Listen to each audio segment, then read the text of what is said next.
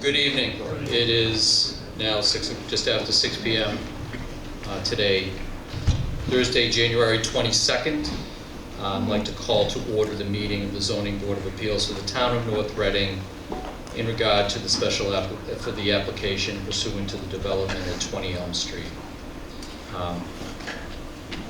My name is Bob Green. I'm the chair of the board. For purposes of establishing quorum, we have with us tonight, to my left as well, Brendan Riley and Michelle Bodian, primary board members who are also going to render the final decision in the matter, as well as Matt Martin, a fellow board member, and our administrative assistant, Kathy Morgan.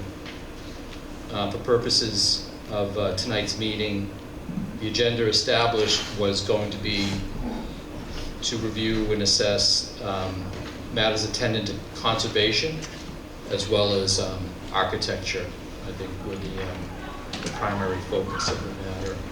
And as has been the case in all our other meetings, when those, if anything other than those, if time allows, we are obviously welcome and visit those additional offerings from both the public and from the members, not only of the panel, but also the applicant. As we go forward in the meeting tonight, please identify yourself for the record, as well as street address if you're a member of the community, and obviously if you're here on behalf of either the applicant or the peer review group or otherwise, that would be appreciated. So just as a administrative matter, we didn't bring the minutes from the last meeting that was held for the 20 Elm Street application, so I'll table that those minutes until our next meeting. And for the record, the next meeting of the application, again for 20 Elm, will be held Thursday, February 12th, 2026. Once again here in the Learning Library, and again at 6 p.m. At that time, unless there's any further continuances in the matter, that should be the final meeting, and with any after which the public hearing will close and the board will undertake the rendering of a decision in this. One last note, counsel for the town is unavailable tonight, and as such, if any legal issues are raised that cannot be resolved or might require more insight, I would graciously ask that it be understood by all the parties that they'll be brought to the attention of town council after tonight, and answers will be forthcoming, at least comments and or answers there too. So without anything further, I believe the applicant is going to provide some insight with regard to at least the beginning of the conservation and or architecture issues for tonight's meeting.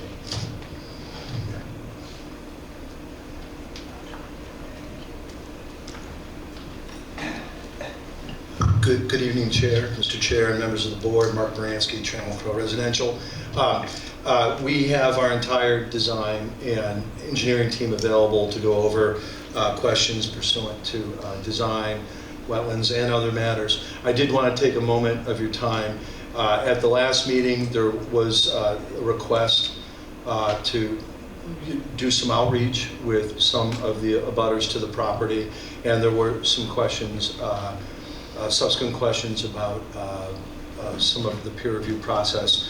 Our professionals are available tonight to resolve any of those questions. I did want to make note of the fact that we have met with residents from 8 and 4 Lynn Street twice, actually. Once earlier in the month, and then more recently with my colleague Emily White, I believe last Monday. Specifically, well, kind of to answer a lot of questions, but also to try and formulate some solutions to create visual buffers with plantings, fences, and other elements to try and minimize the impact of our development on their properties. There were a couple outcomes. It's still certainly in process, but we have combined some garages to create more of a visual buffer on the southern corner, which would be across from 4 Lynn Street, and that is reflected in the drawings. There is some supplemental plantings that are proposed that are reflected on some of the drawings, but we want to get even more granular on the specifics of that.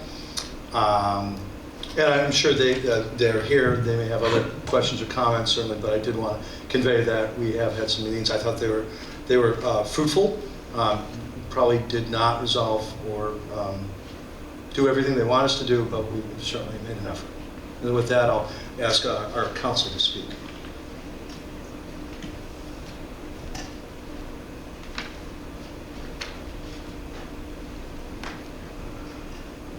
Good evening, members of the board. Valerie Moore from Nutter, McLennan and Fish. So at the board's last hearing, we talked about 2 separate topics for tonight. One being architecture. So we do have our architect here to present on building design. And we are going to specifically address some of the questions that were raised about views and what can be seen from some of the abutting properties. So we'll talk about that, and particularly views of the retaining walls. And then after that, our wetlands consultant is going to present on conservation issues.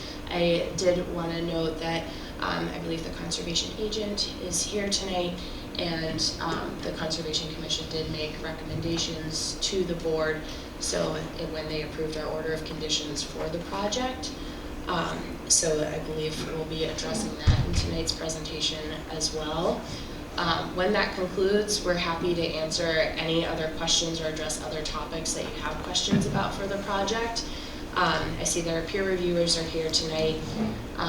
We just received in the last day or so the final comments on civil, and we'll be responding to those, but at this point we think we've responded to all the major peer review issues, so we should be close to receiving closeout letters on those.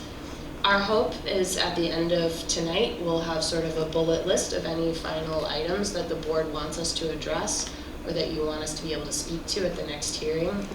So our hope is that any questions that arise, please feel free to direct them to us tonight. So with that, I'm going to turn it over to our architect.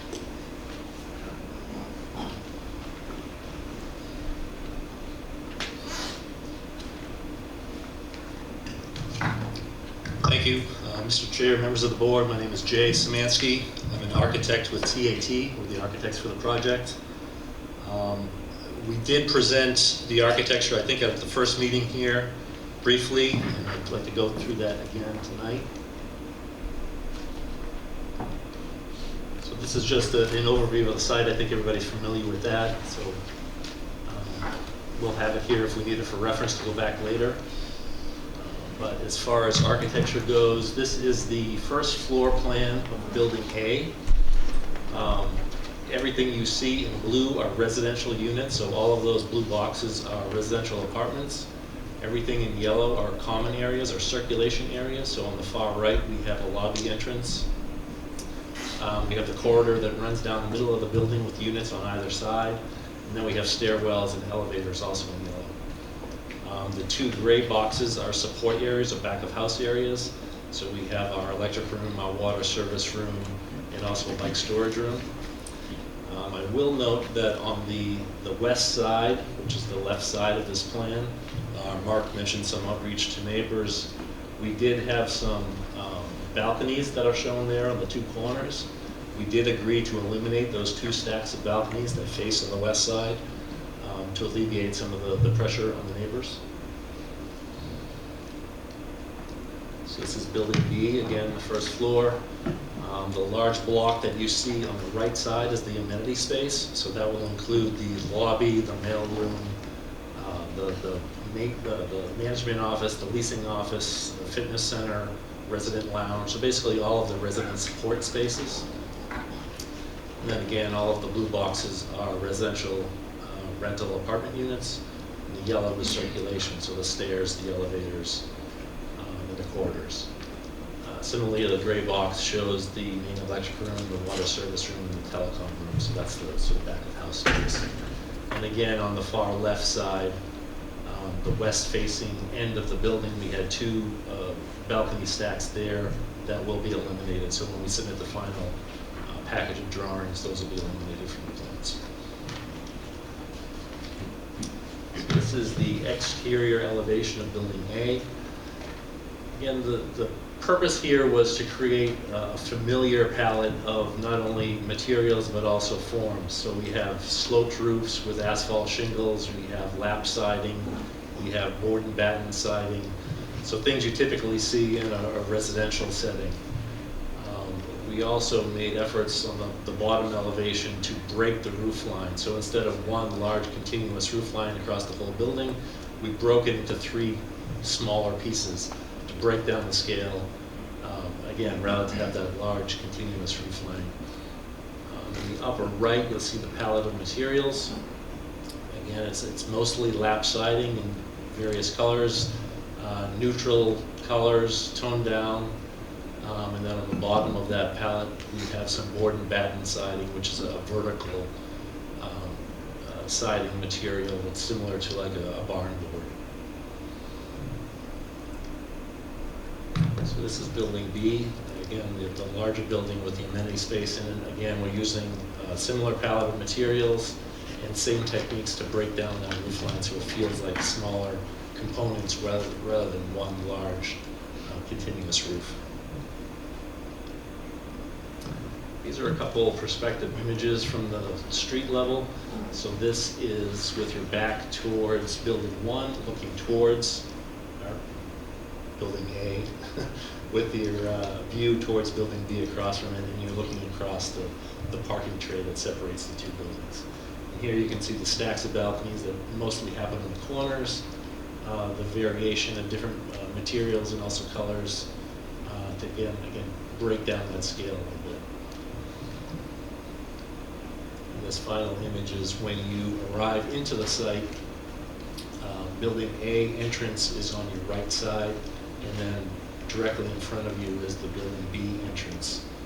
And here you can see again how we're breaking that roof line, so it varies the height across the length of the building and reduces the scale.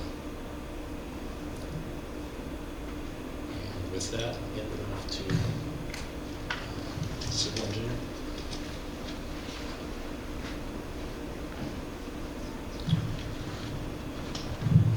Good evening, Mr. Chair, members of the board. Nick Delacava with Allen & Major Associates. We're the site civil engineers for the project. Over the past few meetings, we've heard some concerns over the proposed retaining walls and their associated heights, along with the proximity of the development relative to the Lynn Street abutters. So we prepared a few cross sections through the site near each of these locations, as well as a wall elevation, which I'll walk you through tonight. This first plan shows cross-section at 4 Lynn Street. The plan view is shown at the top of the page. You can see the existing house with the gray roof all the way to the left. You've got the detached garage as part of our proposed development, sort of right in the center, and then the bottom right corner of that plan view is Building B. Below that is the section view. The existing house, again, all the way to the left, it's approximately 20 feet lower in elevation than the first floor of the proposed building. The view in that general location at eye level to the peak roof of Building B passes through the existing canopy of the tree buffer between the 2 properties. There is approximately 70 feet of separation between the existing house and the shared property line. About 140 feet of separation between the existing house and the proposed wall and garage, which is kind of at the center of that section. 240 feet of separation between the existing house and the proposed building. And the wall itself at that location is approximately 5 to 10 feet in height, depending on where exactly you are. This is a fill wall at this location, meaning our site, we are raising the grade So at the wall location, the proposed grade is higher. We'll be filling and constructing that wall as we develop the property. And the existing property sits lower. The wall will include a 6-foot vinyl fence that's been introduced at the top. Previously, we were showing more of a decorative railing fence, but we've modified that based on our discussions with some of the abutters to enhance the screening as well as provide that fall protection that's required. As you can see on the plan view, we intentionally took a Google aerial view during like the fall, winter months when there are no leaves on the trees. The majority of the existing vegetation is deciduous, so as part of the improvements, we've agreed to enhance that buffer by introducing additional evergreen trees at strategic locations to fill in some of the gaps between the abutting properties and our development site. And it's our intention to finalize the exact number and location of those trees as part of or during construction, because we haven't performed a tree survey, so we don't know exactly where all the existing trees lie, to know exactly where all the gaps are. So we do anticipate performing that in coordination with both our landscape architect and the abutting landowners during construction. And so some examples of the evergreen trees that we'd be looking to plant there: balsam, Fraser, and grand firs.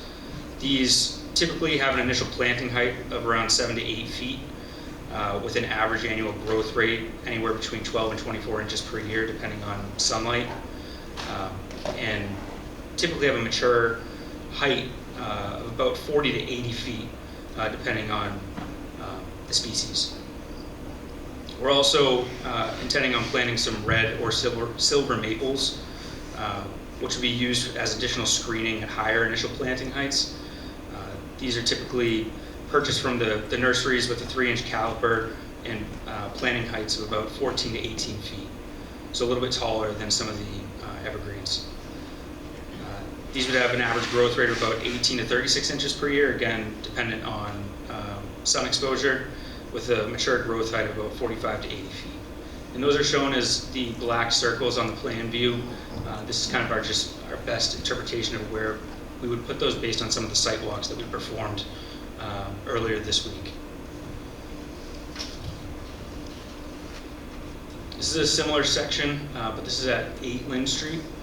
And so, again, at the top of the sheet, all the way to the left, is the existing house, with one of our detached garages kind of at the center of that plan view, and then building A all the way to the right, shaded in gray. The red dashed line shows where we took the section through the site, and that's shown below. At this location, the existing house is approximately 10 feet higher than the first floor of that proposed building, so our site actually sits lower. The view at eye level from the abutting property to the peak of building A, again, would run generally through the canopy of the existing tree buffer between the two properties. At this location, there's approximately 24 feet of separation between the existing house and the shared property line, about 90 feet of separation between the existing house and the proposed wall and nearest face of the detached garage, and then 180 feet between the existing house and building A. And the wall height at this location is approximately 7 feet high. And this is the opposite condition of 4 Lynn Street. At this location, it's actually a cut wall, meaning our proposed development finished grades are lower than the existing grades where the wall is being constructed. So again, the existing property sits higher, our site sits lower. And then I won't go through all the species again, but our intent is to provide the same general tree species at strategic locations along this edge of the property as well.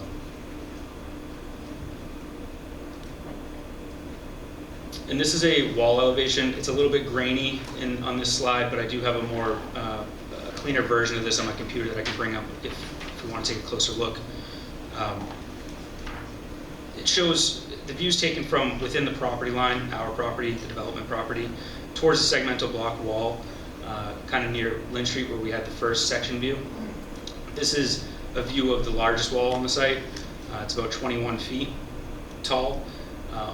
which is shown in the elevation. So this western face is approximately 191 feet long horizontally, and tapers down to a height of about 21 feet at that southern corner, which is all the way at the bottom right of this plan. And so it starts at flush grade all the way to the left, and you can see the numbers. It gets 2 feet, and then towards the center it's around 8 feet, and then 12.5 feet, and then 21 feet all the way to the right. So it's not a 21-foot wall throughout. That's just the tallest point along the wall. And this is shown with a 6-foot vinyl fence on top. It's kind of above that horizontal red line. That horizontal red line shows basically the top elevation of the wall, and the walls below it. And we've shown some trees to kind of, shade it a little bit, give some representation of the vegetation that would be in front of it after it's built. And so we also are concerned about, heard concerns about some of the drainage features in this area. So I wanted to kind of add some clarity to that. There is a proposed detention system just behind this wall and below the proposed driveways. And it is a true detention system, so meaning there is no infiltration proposed, and there's no stormwater discharged at this location. So it's a closed drainage system designed to hold back water and slowly release it to an infiltration system which is located further southwest of Building B, not near this wall and not near the abutting properties.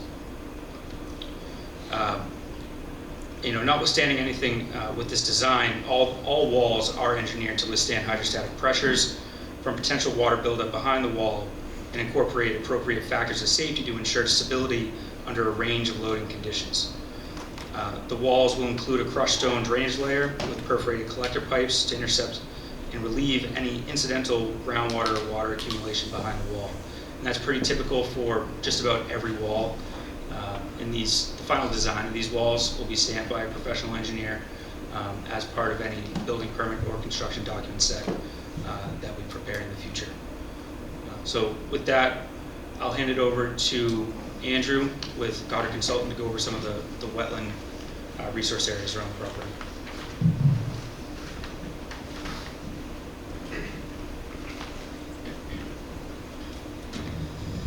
Thank you, Nick. Good evening, everyone. My name is Andrew Tebow. I'm a wetland scientist with Goddard Consulting. I've been a representative working with the Conservation Commission. This is my first time with the board, so thank you for having me tonight. I'm here to give a high-level overview of the wetlands on site with a specific focus on the areas under the local bylaw that we would be seeking relief from under this application. So the site is subject to both the buffer zone from bordering vegetated wetlands as well as the riverfront area to the Ipswich River. On plan north here, there's a bordering vegetated wetland system that hugs the northern property line, and there's an intermittent stream on the southern portion of the site as well. So at a high level, we've been working on permitting under the Massachusetts Wetlands Protection Act for work within the buffer zone in the riverfront area. As you're aware, the North Reading Wetlands Protection Bylaw sets additional performance standards, most notably a 12-foot no disturb zone, where work within 12 feet of these bordering vegetated wetlands is typically prohibited or avoided. So this is an overview of the plan. I will zoom in a second to show the only area where we require any relief from that. But it's in that southeast corner of the plan here where we see that intermittent stream. I'll bring this up into a more zoomed view. I have that as a yellow polygon right there. So we were able to avoid impacts to the 12-foot in all areas on the property other than that southeast corner right there. As the board is aware, there is a well in the rear of the property where there is an easement to access. We had to relocate a water line as part of the project. But as part of this, we were able to have this be maintained as a temporary impact. So what this is we have our silt fence here. This is the erosion control layout plan. Just inside of the 12-foot there's no wetland impacts at all. It's still upgrading of the wetland edge. And it's temporary trenching only. So what happens is the utility lines will be trenched underneath, and then we will restore it afterwards back to its original condition with a native seed mix and native shrub plantings. The board did receive recommendations from the Conservation Commission. We did work with them on how to best suit this area. And the recommendations entailed both a native seed mix and shrub plantings, as well as permanent signage and a demarcation that we provide protocols to the conservation agent prior to undertaking any work in this area to ensure that it's restored back to its original condition upon completion. But the intent is that under this design, there are no permanent impacts to any of the 12-foot no disturb zone that is protected under the local bylaw. And the temporary impacts were limited only to about 50 feet of this utility trenching to be restored upon completion. There was one other area under the local bylaw that we needed to seek minor relief from. Everything else was fully adhered to as part of the project. So this is a high-level plan overview here. I have the bordering vegetated wetlands that we see outlined in blue. And we have the 100-foot buffer zone here outlined in purple. So additionally, under the local wetlands bylaw, there is a threshold where about 22% of the lands on a property within the 100-foot buffer zone can be rendered impervious, but no greater. And so under this design, with the yield that was required, we yielded about 25.1. So we complied to the maximum extent feasible. We were slightly over, and so we additionally sought relief under that portion of the bylaw as well. Otherwise, this plan and the design that we have complied with the remainder of the performance standards, both under the Wetlands Protection Act and the North Reading Wetlands Protection Bylaw. We went through a peer review with GM2 and a review with the Conservation Commission that resulted in our order of conditions. So I know we have our conservation agent here as well, who's welcome to expand upon any of that, and I'm certainly here for any wetlands related questions.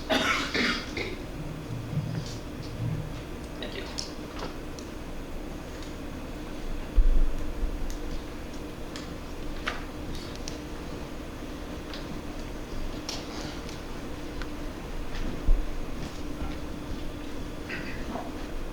So that concludes our presentation for this evening. We just wanted to review those specific areas. If there are other areas the board wants us to address, we're happy to do that at your request.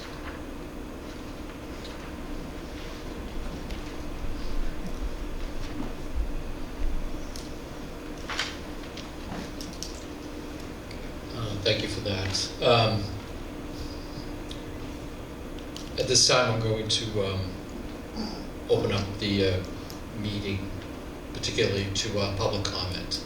And obviously, please address your remarks both to the applicant as well as the board if that is your need or preference. And obviously, it's an open conversation, so don't hesitate to broach, in particular, these two topics, because those are the ones that have been the focus of this evening's presentations. And if, as I said at the outset of the meeting tonight, if those of the matters regarding those particulars are not so much exhausted but met, and there are no further, if time permits, we will very likely open it to a more open forum for purposes of conversation. So to avail everybody of this, I'm going to place the microphone that I'm speaking at the podium to my right. And again, we would very much appreciate not only identifying yourself, but your street address here in North Reading or otherwise.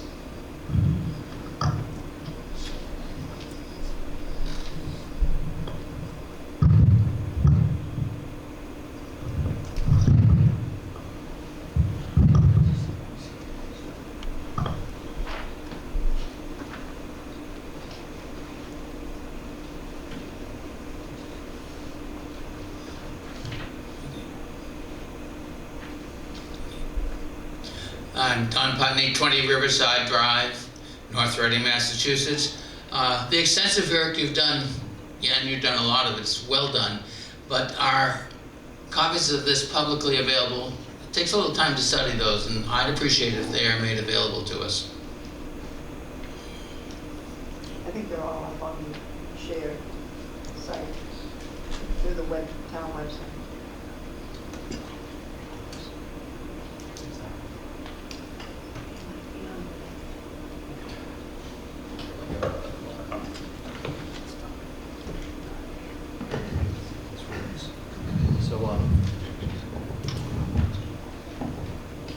So our understanding is that there's public access through the town shared Under the community planning, 20 Elms. 20 Elm Street. Page site. Thank you. Not heard by everyone.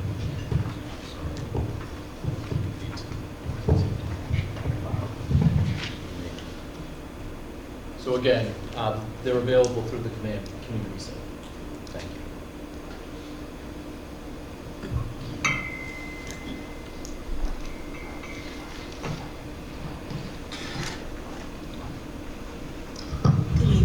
Kathy Stewart, 13 Riverside Drive, North Reading.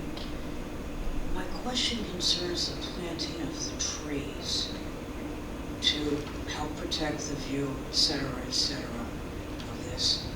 Who will monitor the, I don't want to say the installation of the trees, but if in perhaps 6 months, unfortunately half of them die, what is the recourse that we have, and who do they go to? Who do we go to in terms of having them replanted, or will somebody be monitoring them and making sure that they are actually growing? The reason I'm asking this is that there's certain other areas of our town where that was promised by other developers that did not follow through at all, and now are refusing to really fix it.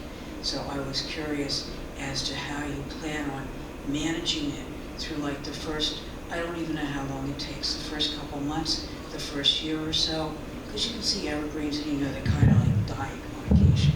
So I was just curious how you're going to monitor that. Oh, there's no mic, sorry. Oh, sorry. I can answer. I think I'm loud enough here that I can do this. Great question, thank you.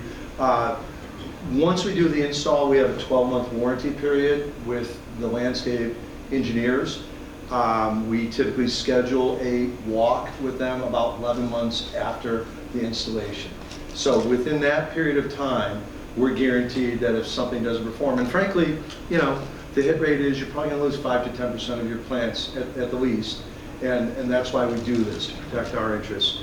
After that point, plantings on our property, we want our property to look good. We have every incentive to do that. To the extent that there are properties that are planted on neighboring properties, that's just part of the conversation. And if that feels like that's something at risk, we can talk about how to give parties comfort that they will be addressed. Okay, and then who do people contact with their concerns? Me. Okay, that's fair enough. Thank you very much. I appreciate your time. There's also, with the order of conditions, There's probably also some ongoing obligations anyhow, at the right? end of the 3 years, they will be coming for a certificate of compliance, either before or at least. That would be, and I'll defer to our wetlands engineer, but that would be pursuant to those areas that fall under the wetlands. To the extent that there are plantings outside, that wouldn't necessarily fall under wetlands purview, but again, it's an obligation that we'll have to fulfill. So with the question of the installation or the planting of trees or otherwise to diffuse the view inherently, that's what is seemingly trying to be achieved here. With the seasonal planting, there are often times when there isn't anything on the tree. So what's the consideration for lighting coming from the buildings that are going to impact the abutting properties? May I just stand up here? Please. That question has come up in meetings with the abutters. I do not believe that the town of North Reading has dark sky compliance requirements in their zoning code. However, it is good practice in real estate development to do what's called dark sky compliant lighting, which is lighting that is hooded as well as shielded so that the light doesn't bleed onto the abutting properties. We do have to meet certain photometric requirements for safety on the property, but this question also came up in the course of some of our sit-downs. We can be strategic about where we locate the streetlights, and we do have to hit our photometric requirements. But again, with the dark sky compliance, which is something that could be written into a decision, or and we're going to do it anyhow. We always do it. It's good practice. It's already on the plans. That's something we will do to make sure that light isn't bleeding off our properties onto our neighbors. So in your past developments, projects, when it's an interesting question that was just raised by, there's an immediate impact that everybody feels, and it's the growing pains of whether it's, somebody puts a shed in their yard or puts a house or develops a property of this nature. And my guess is, and this is just a guess, but it's a hunch, you get a lot of calls up front, whether it's by new tenants or by abutters or anybody, trying to address the growing pains that come with a new placement. So do you identify a contact person for that purpose for the community? Is it just going to be you? Okay. Thank you for that. But it's still a question of, you know, access and availability and opportunity and all the things that go into, you know, addressing problems. I think, you know, our town inspector can speak to that. There's only so many hours in a day, and there's only so much. So, if I may just interject, as I've mentioned, and I think everyone knows, we are the developer. We are also the builder. So we're vertically integrated. We self-perform our work. So employees of the company whose offices are 3 doors down from mine are executing the work. They aren't necessarily on site. We have site superintendents that are on site. We have project managers, we have vice presidents. The interplay between those parties is immediate. There will be problems. There are always problems. You know, to say otherwise would be foolish. The challenge is, how do you respond to them? How quickly do you resolve them? I think we do an exceedingly good job of that. There will be a problem. I will get a call. It might be my site superintendent who often will get a number out. We'll get a call, and then we're going to act on it. All right? We're not going to be calling a GC who then calls these persons or those persons. It's us. So a lot of it is about being available, making sure that we are available, via cell or email or whatever. And then it's just responding when the problems come up. You know, there will be. You know, we don't want to make anyone's lives miserable, including our own. You know, I will say that, you know, we've built a couple thousand housing units in Eastern Massachusetts since we opened our office in 2016 here. Our team is very seasoned and knowledgeable. Our design and civil team, these are the same people that have done every project, probably every project for us. So I think we're a well-oiled machine. We generally know where a lot of the problems will occur, but you know, things happen. Again, you know, the town is there also to make sure that we're doing things right, and that's a healthy tension, I should say. They're going to come out and they're going to ask lots of questions, and it's our job to have those answers. And usually they're going to come out, they may see things long before they would become apparent to any of our neighbors, and we'll address those. You know, that's our job, is to build a nice, clean, well-built asset.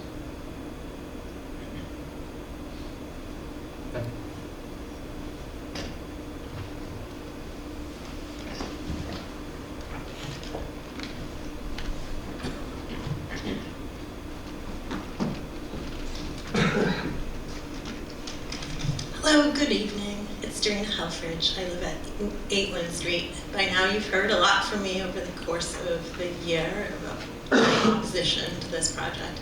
And while I appreciate Mark and his team coming out and meeting with me and trying to address some of the concerns, many of those concerns still remain.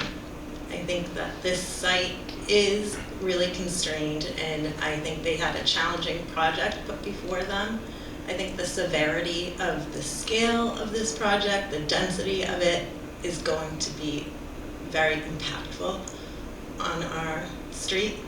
I think that as it is, when you look at the corner where the garages are, so the first one seems like it is, but as you can see, the project kind of curves in. So where the corner of building A is down this end, I feel like I have a very little,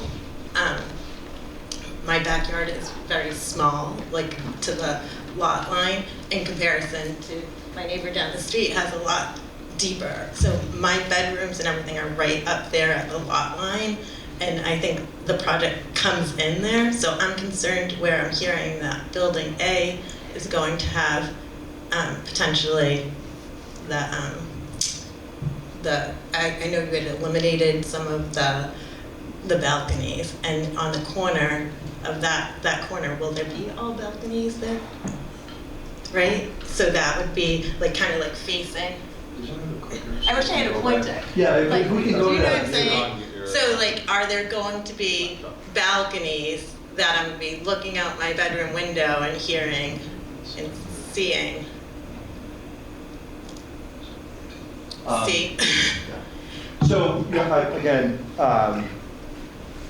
the, balconies are desirable amenities for residents. We definitely want those. We typically pepper them out throughout all faces of the building. As Jay mentioned, and as we spoke about, the balconies that are on this western face that are actually have been shown plan because we haven't updated the plan to reflect that onto the architecture. Right? You can just see them. Those will be removed. So there will not be anyone with a balcony overlooking either of the properties here or for them. So that includes the corner room? That Um, would be, so see those ones on the corner? sorry, we should go. There? There. Okay, yeah. So I don't know what this is. The southwest balcony will be removed. The northwest balcony will be removed. I don't think that the balcony just to the right has impact from a view perspective.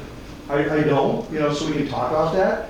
If you felt strongly and it was compelling, I think we could probably move that too. But I think moving the two that are on the western face eliminates anybody who would be looking at you from and again, with 4 Lynn Street, same condition. The 2 balconies will be removed. I made that commitment, but we haven't caught up the drawings. So I apologize that it isn't reflected. But, again, that can be conditioned. We can make sure it's reflected in the drawings. However, if you wanted to address. In this case, again, we're not really projecting any other balconies anywhere in that run as of now, right? But I'm very comfortable that no one from either of those buildings will be looking in on our neighbors' properties from balconies. And I think that hearing our concerns about with the wall and the non-pervious areas that are being built around, and especially where I do have the well that I'm considering and all those things, it seems like it's all going to be managed through your stormwater management. But one of my questions was, is there some sort of escrow account or financial thing? If there is a problem that comes up, how is that going to be addressed? I guess the short answer is no. We've never really had anyone ask for escrow account. For the wastewater, I'm sorry, I thought you were talking about. No, I meant for the, Stormwater management. The stormwater, Yeah, that is not really something that, frankly, I've ever had a request for. And we talked a little bit about this when we sat down. It's worthwhile to note that where 8 Main Street is hydrologically and topographically upgradient from the site. As Nick mentioned, we're actually a little bit higher than our site and the final terminal plane of our site. The hydraulics go this way, okay? They go actually away from, so we have a responsibility that Nick can certainly delve in much greater detail, and that every drop of water on our property has to be managed by our property. That is an obligation. And what's the code or the reference that, is it Mass Stormwater Code? And Mark, when you say your property, you're talking about specifically about development. So That's these correct, numbers yes. aren't including what's happening at the restaurant or That's that correct. piece. Okay. Yeah. So kind of going back, it's our responsibility to manage all the water that falls on our property. We've done that. It's been peer reviewed. It's agreed that it's being done properly. But again, the benefit, where you are, you're upgrading. There's no water. The only way water's going up to you is if we run out of the bucket. Well, and then during the construction phase, just when you're constructing these things, just the interruption of groundwater flow to my well, Your well is hydrologically upgrading from us, Mhm. so there's no interruption. I appreciate you addressing them. My last comment is, this has come up before, I think during the initial presentation when this plan was new to us, is the roof line is still like substantial, and I feel as though the scale of this is huge. So if there's a way to alleviate that at all or bring that down, I feel like 4 stories is just not something that's in character of our neighborhood at all. And I think it's going to cast a shadow, even given the distance. But I think we can agree to disagree on a lot of things, and I appreciate any of your thoughts and considerations. And thank you to the board. I think my response would be that I don't want to make commitments to changing roof lines without having my architect and engineers involved, because I don't want to be saying something that actually we can't commit to. I think it's something we can certainly look at. Again, I think if we look at the section views from 8 Lynn Street, I believe it was 180 foot from where we believe your outer door is to our property. 180 feet. 180. Front door, Yeah. not my back door. No, What do you say? the east facing, Okay. the south. So, you know, the whole premise of thinking about landscaping, where we put things, the whole purpose of that is to put it in holes, figure out where view lines are. It's you know, very intentional, which is why we can't really reflect that quite yet, like where you would put a specific planting. We have that information, we've got to work on it. And that's something we very much intend to do and will continue to do. But, you know, like I said, can we play with the roof line to, you know, Jay's probably trying to kick me under the table in the distance. It's something we'll certainly consider, but I won't commit to it now. Can you maybe speak to that since you're here? So it's 40 feet to the top of the 4th floor and then 60 feet to the peak.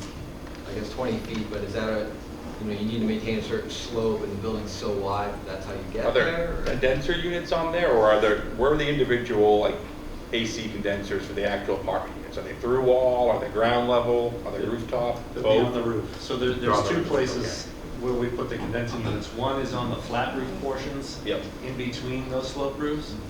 But we also would incorporate wells on the backside of that sloped roof.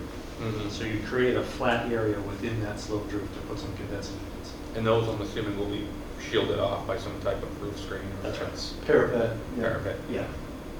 Yeah. And that's what necessitates the peak? Not really, because it's on the flat portion. The peaks, I would say, and I'll defer to Jay, but it's a function of the width of the building, the amount of pitch you need for proper movement of the snow and water. That's exactly right. So to use an asphalt shingle roof, you need a certain pitch to make that work, and because the buildings are X width, that's how you get the height. I don't have any background in engineering. Are there alternatives? I'm not saying that you're going to commit to them. But in your experience with these, Well, any alternatives an that could alternative lower would the be a pitch flat and still roof. You could do a flat roof, Sure. but then your mechanical equipment wouldn't be screened, it would be more visible. And the look of the building would be much more industrial or commercial. It wouldn't feel residential with a flat roof. Our bias is to pitched roofs in this condition. We have done some flat roofs. It is probably not a typology that's, I would call, appropriate for North Reading's architecture, but, you know.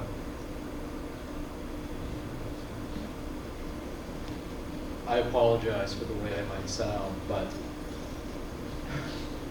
all due respect, the one question that always gets asked to me by members of this community, ball game, I'm literally yelling at my daughter to run harder, and I'll turn to the crowd and they'll be like, hey, what's going on with 20L? And the question that everybody asks, why so many units?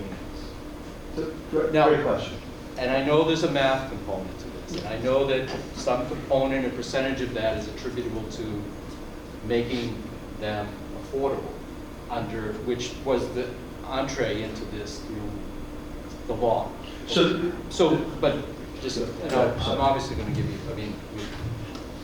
so it all kind of goes to what ultimately is brought up by every resident who has appeared, anybody that comments is why so many units? And I know there's a justification from your end, and I understand that pragmatically, but at the same time, as you just pointed out,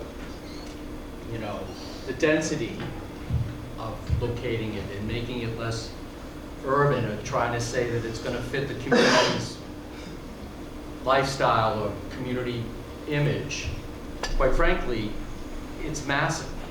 So that inherently doesn't fit in. All the other larger developments in this town that can even approximate this are much more set off from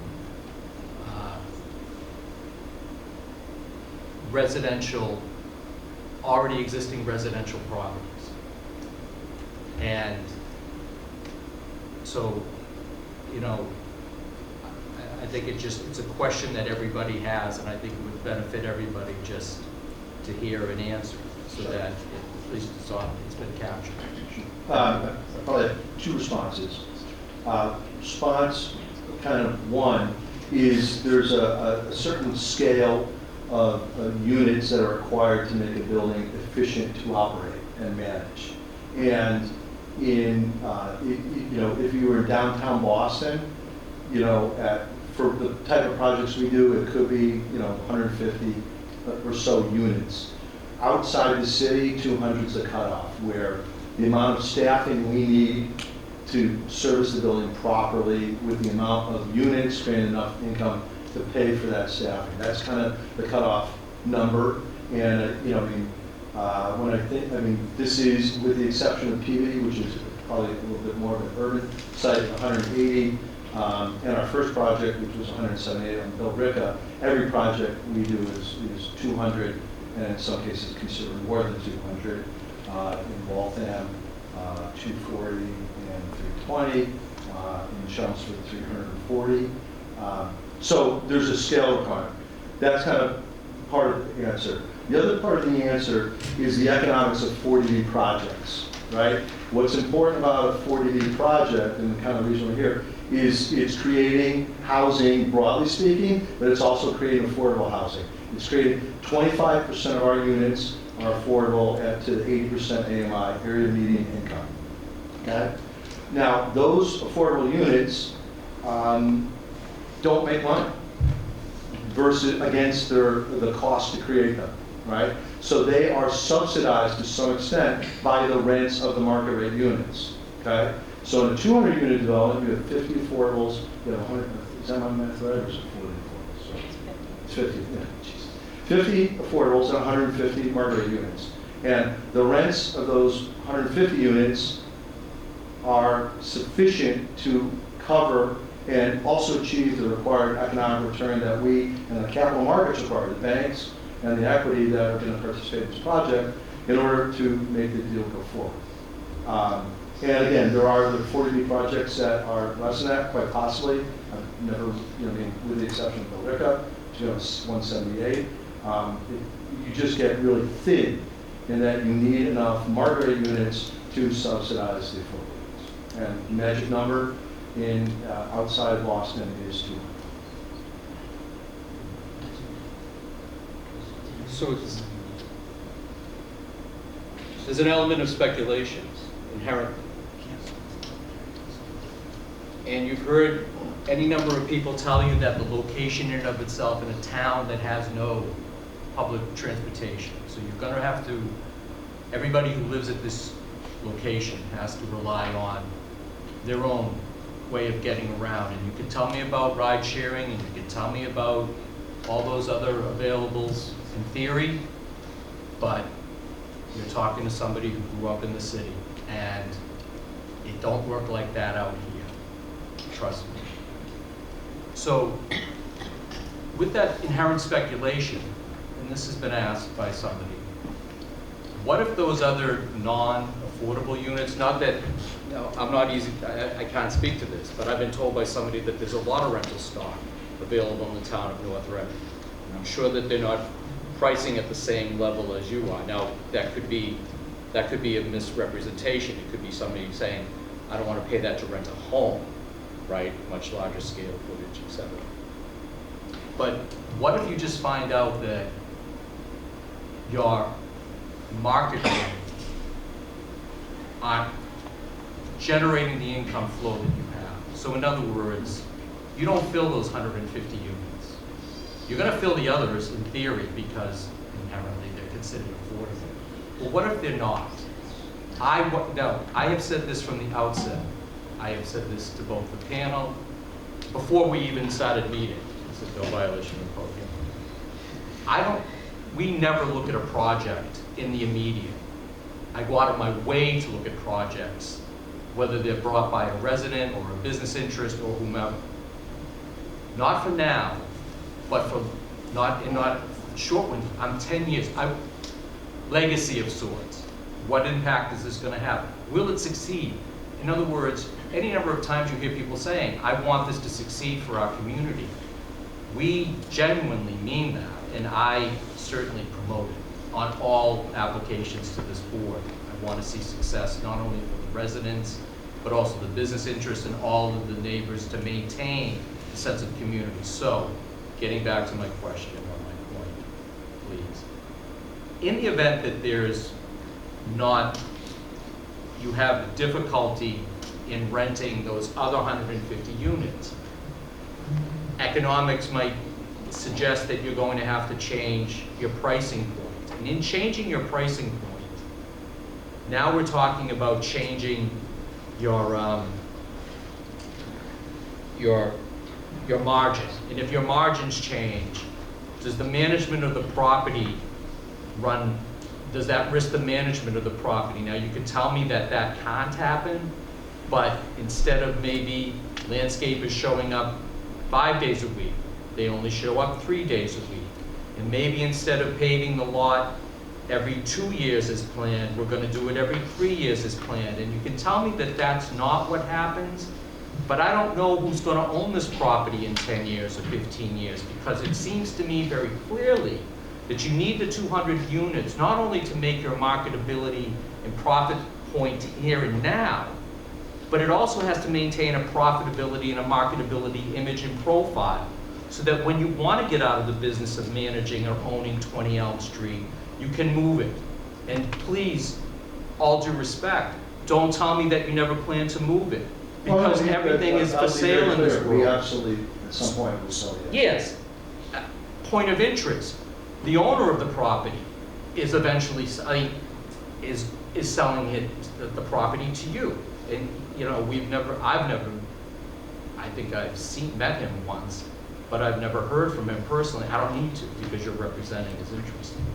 So it kind of goes back to what I'm trying to drive at here is, I have concerns that you won't be able to fill those 150 units, that there'll be inherently money problems, and I know that's not a fair characterization coming from me as opposed to someone like yourselves that are in the business of doing this. But I get to look at it as a member of this community, and while those things might not be immediately known to us, there's an impact. And I can't safeguard against it. I could in theory safeguard against it if maybe instead of having 200 units, you only had 175. Because sometimes less is more in an odd sort of way, especially in a community, quite frankly, where this is situated, that doesn't avail itself to the most necessary component of living in this commonwealth, which is accessibility. You have to be able to get from point A to point B. You just have to. No matter what you are, who you are, what you do. If you're a doctor at Mass General, you have to be able to get to Mass General. And I have concerns about that, because if you do change your price point, you know, do you change it from, if in the event of changing that, does that upset your entire rental paradigm? In other words, if I'm renting unit 75 and I suddenly find out that the renter in unit 125 is also paying market but is paying less than me, do I turn to you and say, why is he getting the same thing I'm getting but I'm paying more for it? And you can tell me that that gets negotiated or termed out, or that's just your lease. Fine, with the term of my lease, because these are rental units, I'm gone.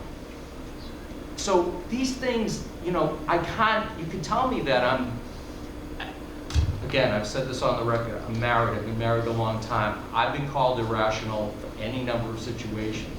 But they are fair questions to be asked because, again, I started this monologue. It's all speculation. Unlike, if I might, if you were building a housing development that was going to serve the elderly or the retired, I can all but guarantee you that it's before that thing is even, you've broken ground, that's filled. I can tell you that if you're building a unit that is completely affordable housing, it's filled. Now, that serves the ultimate goal that was meant by this law a long time ago, and I know a bit about that history. But the point I'm getting at here is that where this is located and the size and scope of it kind of don't seem to fit. It may not stop anything that is done here, but it deserves to be acknowledged on the record in a way that is more than just, I don't like a lot of cars, or I don't want additional traffic or parking. I'm talking economics, because ultimately the town of North Reading is going to bear the economic impact of this, good and bad, and quite frankly, I think it shifts more towards it's going to cost us more than it's going to benefit us, even if you do fill it to 200 units. It's just my sense of North Reading and this going here and trying to achieve what you're trying to achieve with. And the little things do count in that regard. Parking spaces. I mean, we could bat this around till we're forever. Nobody is going to come into there and say, I'm happy with a space and a half. It sounds petty on my part, because I know it's been talked about.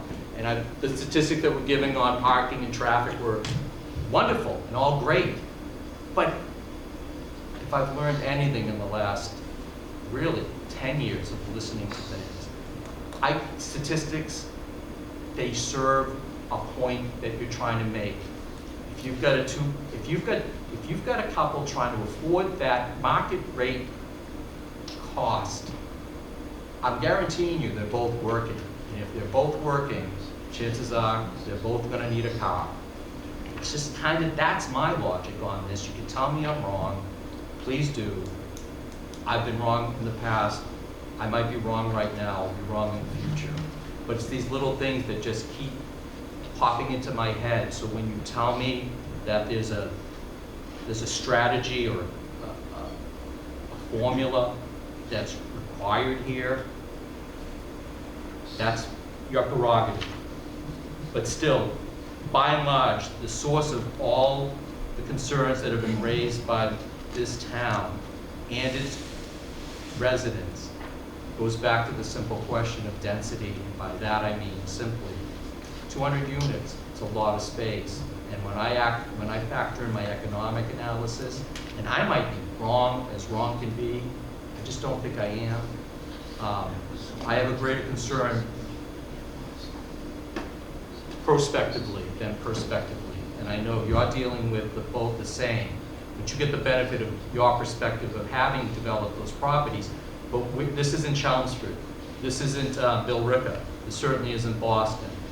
And that's the introduction that I think is troubling to the community, at least especially to me, and I live in.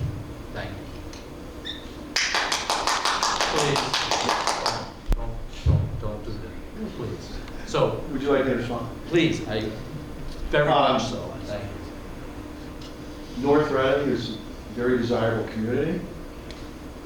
People live here. You know it well. You like being here. We are very comfortable that many other people would like to live in our community here in North Reading. As you know, Governor Healy has noted that the Commonwealth of Massachusetts, and in particular Eastern Massachusetts, has a deficit of 220,000 housing units. We're nowhere near equilibrium. We're nowhere near one person moves in, one person moves out. All right? So, with the knowledge that this is a desirable place to be, we have a great school system, and while not immediately abutting commuter rails within 8 miles or so of commuter rail support, we're very comfortable that the 200 units that we build will be filled. Will 150 of them be empty? No, they won't, right? And if we're wrong about our rent projections, then we'll adjust them so that we make sure the building's filled, and then we'll adjust. If we, you know, if I was a 20-unit developer who was a little thin on capital, you know, I think your questions about proper management, will people skimp? Yeah, I think that happens. It doesn't happen at the scale that we build. We're professionals. We do this for a living. We know the economics of these projects in and out. We wouldn't be here if we weren't confident, extraordinarily confident, this would be a highly successful project. We wouldn't have capital commitments on the debt and the equity if those parties weren't confident that this was an incredibly viable project that will perform to its expectations. It is nonetheless an inherently risky, speculative project. All real estate projects are. Okay, so I don't want to take away your comment that we are making, and we have been making, projections about what rents will be in 2 to 3 years, what our construction costs are. We're doing that every moment on all our projects, trying to figure that out.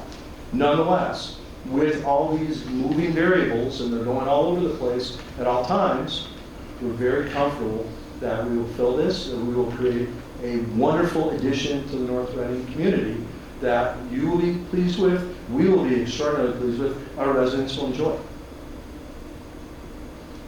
With regard to parking, you know, we've talked about it. We have, you know, slightly over 1.02 parking spaces per bed, right? And in our experience in doing this in more urban settings, much more rural settings, that is the sweet spot. 1 space per bedroom. It's what works. We don't want to build more parking spaces if we don't have to. It impacts stormwater and there's many other functions. The cost isn't really what's meaningful, but it's disruptive. We would like to have more green space on the property. So we're always looking to be spot on with our parking. All that being said, if I am wrong with this parking, that's when we'll have a problem with residents not wanting to move in, right? So if there's one thing that I'm really, really, really comfortable with, it's the parking issue. Because in addition to how you build the project, the quality of the finishes, the amenities that we talked about, all those other things, parking is a major decision maker. If we're wrong, we're dead in the water. We're not wrong. We're not wrong. This is the right ratio. Not to interrupt you, but what if you are wrong? Just, No. I have to ask because I know you're certainly of it, and I'm impressed by that, and I'm going to give it to you. But what if you're wrong? What if, just for the sake of this discussion, it turns out that you do need more parking. You don't have, where are the safety nets? There are, believe it or not, in our conversations and other applications to this board, and I'm the longest standing member, we do discuss safety nets for development. And I know that the planning the planning board here in town does as well in situations where there's a little bit more, all due respect, give and take. What if you're wrong? Now you can tell me, okay, we'll adjust accordingly. Well, that sounds ideal, but by the way, is the term of lease going to be 1-year rentals, or are they month to month, or is that still to be determined? I mean, overwhelmingly, they're 1-year term leases. You know, there may be some unique circumstances. We tend to do shorter leases based on, you know, the dynamics of the property and the market. I don't feel like this is a under 1-year lease environment, but that's that's ultimately something that we would coordinate with leasing 2 years out, 2 years plus. But I mean, I know that the question has been broached any number of times. What if on parking, let's just say that is the case? Because all due respect, if I'm renting in Boston and having lived there, you kind of know the game. Like, You're lucky if you get it, you can find an apartment that guarantees you a space, especially if you live in Boston proper. And if you don't, then you just have to figure it out. Go to the outlying region, it's not that much different. I mean, drive through Medford, you'll see that there's literally no parking. And that's you know, how it is. And that's just Medford. And for me to, you know, I'm from Somerville, I don't think I can bang on Medford, in fairness. So it's just, this community isn't those other places. Accessibility is a key component to so very many things. I know that you can't go into this saying, we're gonna make it work, we're right. Fair enough. But I have to live with the idea of, what if you're wrong, the property turns over to the next party, maybe they say, we'll take it on and we'll figure something out. Now, the fallout is felt by the town in some degree. Now, it might not be a big impact, and that's fair enough. I mean, I heard the speculations that were made when we were talking about traffic and parking. I took them all with a grain of salt because I think people live situationally in these matters, except for the direct abutters, who I think deserve every possible, more so than this panel, board needs to be heard most especially. But again, I say, if you're wrong, if you're having trouble with your residents, your tenants, and they're not happy with their situations, they might tolerate them, or they might just say, I'm going to tolerate it, and when my lease is up, I'm gone. And now it goes back to, you know, the snake chasing its tail, because that's your job, is to make sure that you fill to capacity. And that's just where your margin is. So again, all due respect, do you have you in the past in situations where you found that you need to facilitate parking,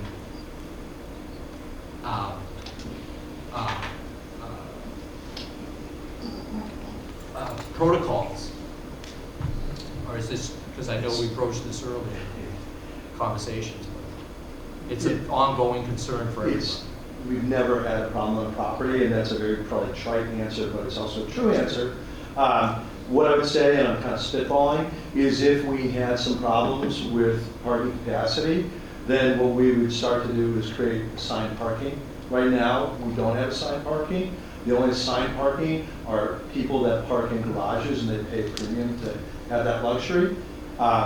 Were we to have that problem, then yeah, we'd have assigned parking, you'd get a specific space, and there'd be meaningful enforcement. And so what that would do is that might turn some people off. And then they say, well, I have a 2-bedroom and I have 3 cars, and that doesn't work for me. Usually with a 2-bedroom with 3 cars, there's also a 2-bedroom with 1 car, and the math has worked out. And again, I can only tell you from my last 10 years of experience with Trammell Crow Residential doing these projects. We haven't had a problem.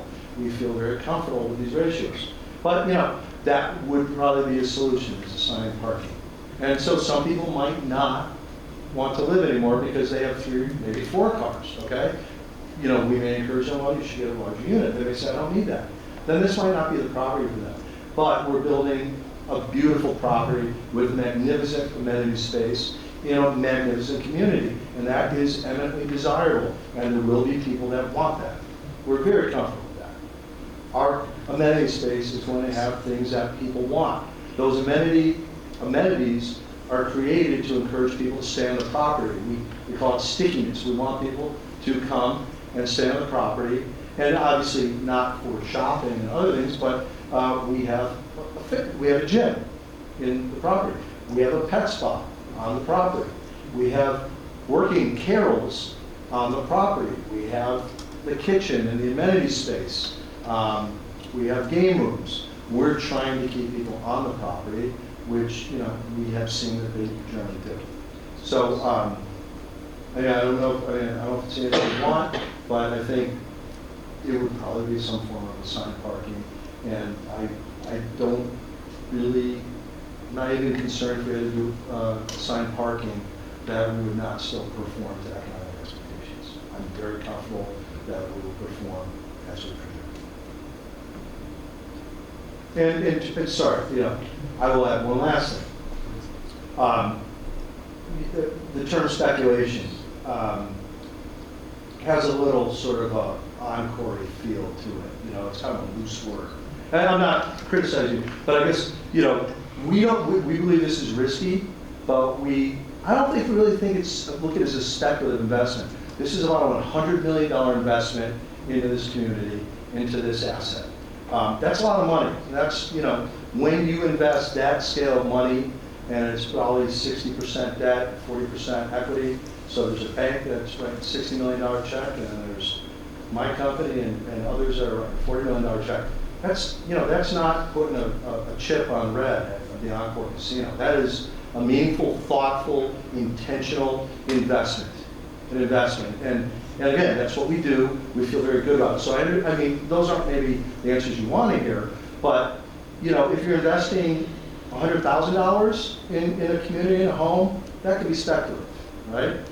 But when you get at the scale that we're at, these are as close to certain things as they are. And of course, in life, nothing's full 100% certain, but these are investments in which very, very smart and experienced people are making decisions, us, but also the capital markets in their co-investment, in their allocations of debt and equity, and the property.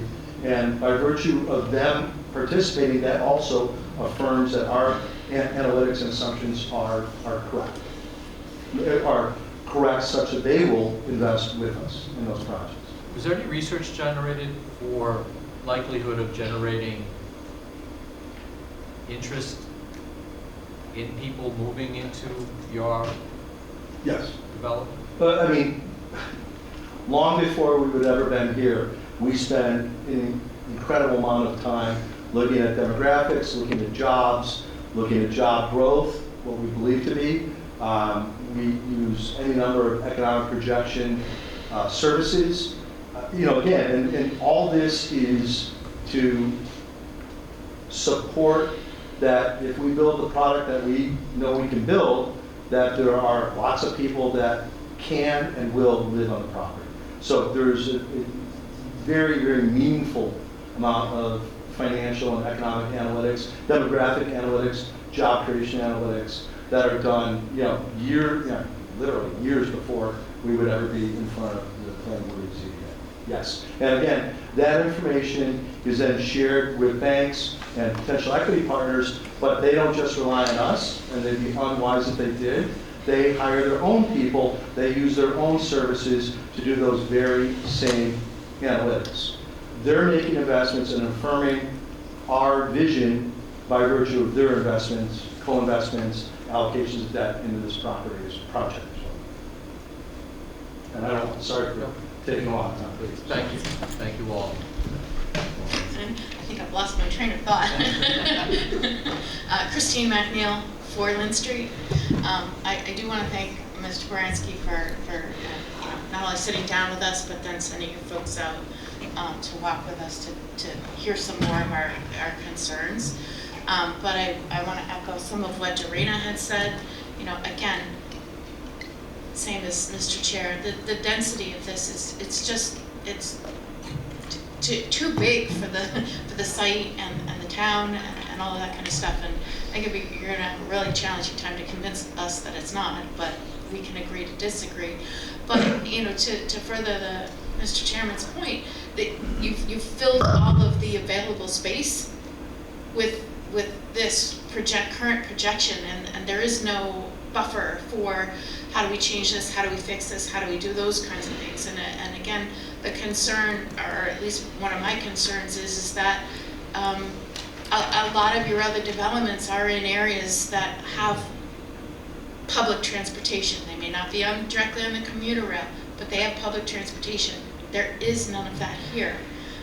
There's just an unlimited amount of questions and challenges and issues that still go to the density, the size, the fit for here in town.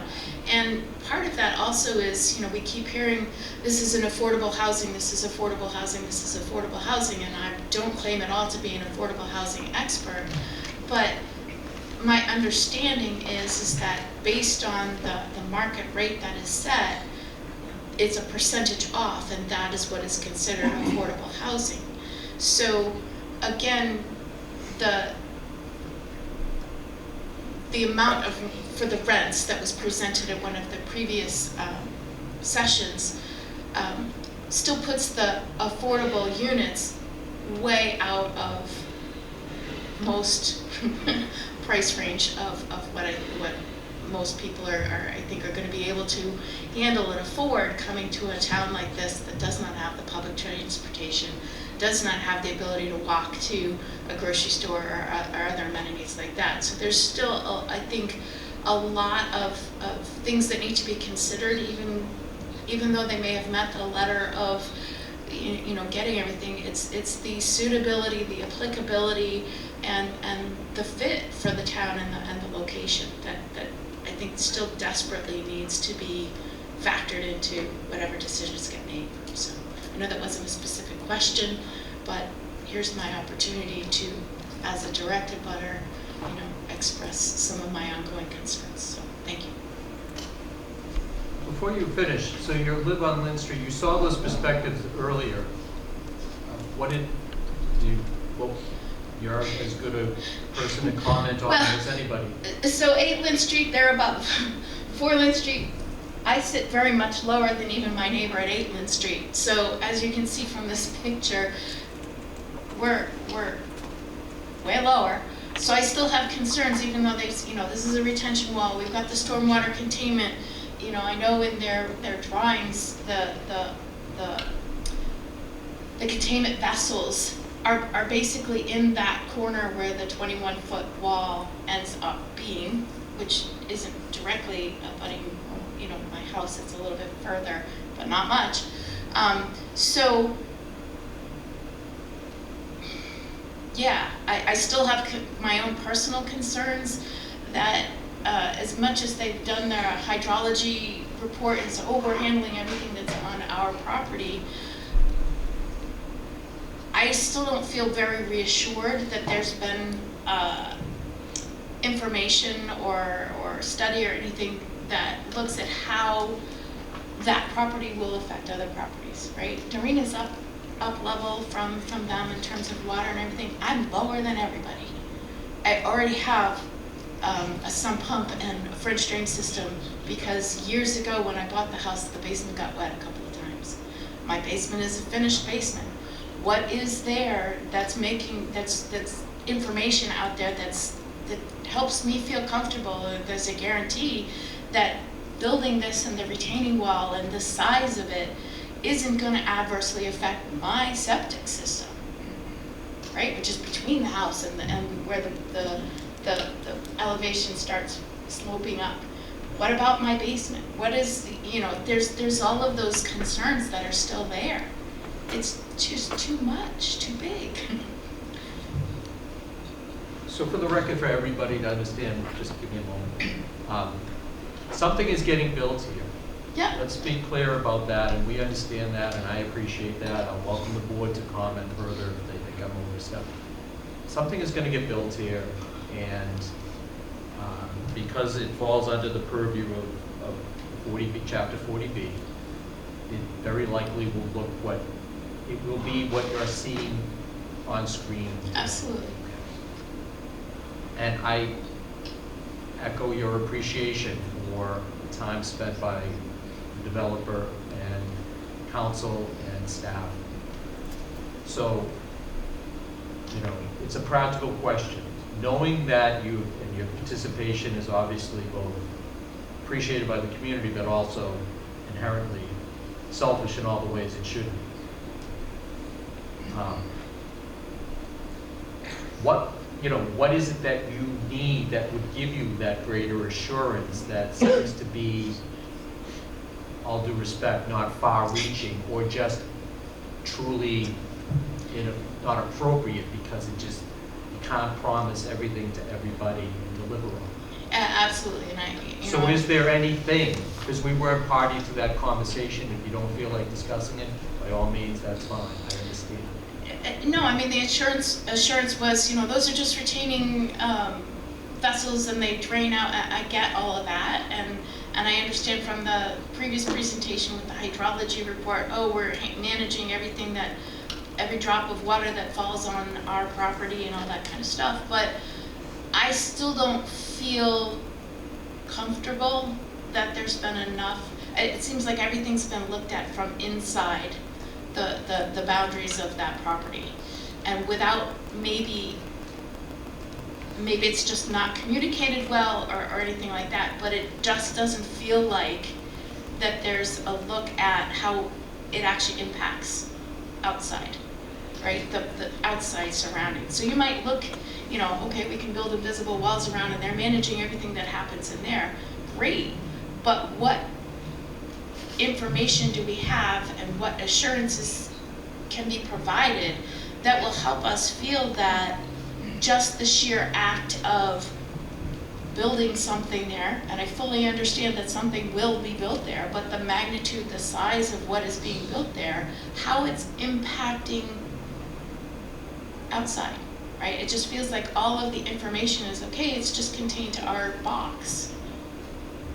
And okay, now we've, and I do greatly appreciate this, because when we talked earlier, this was the first time the Lynn Street people had seen any kind of imaging of what it might be like looking from our properties.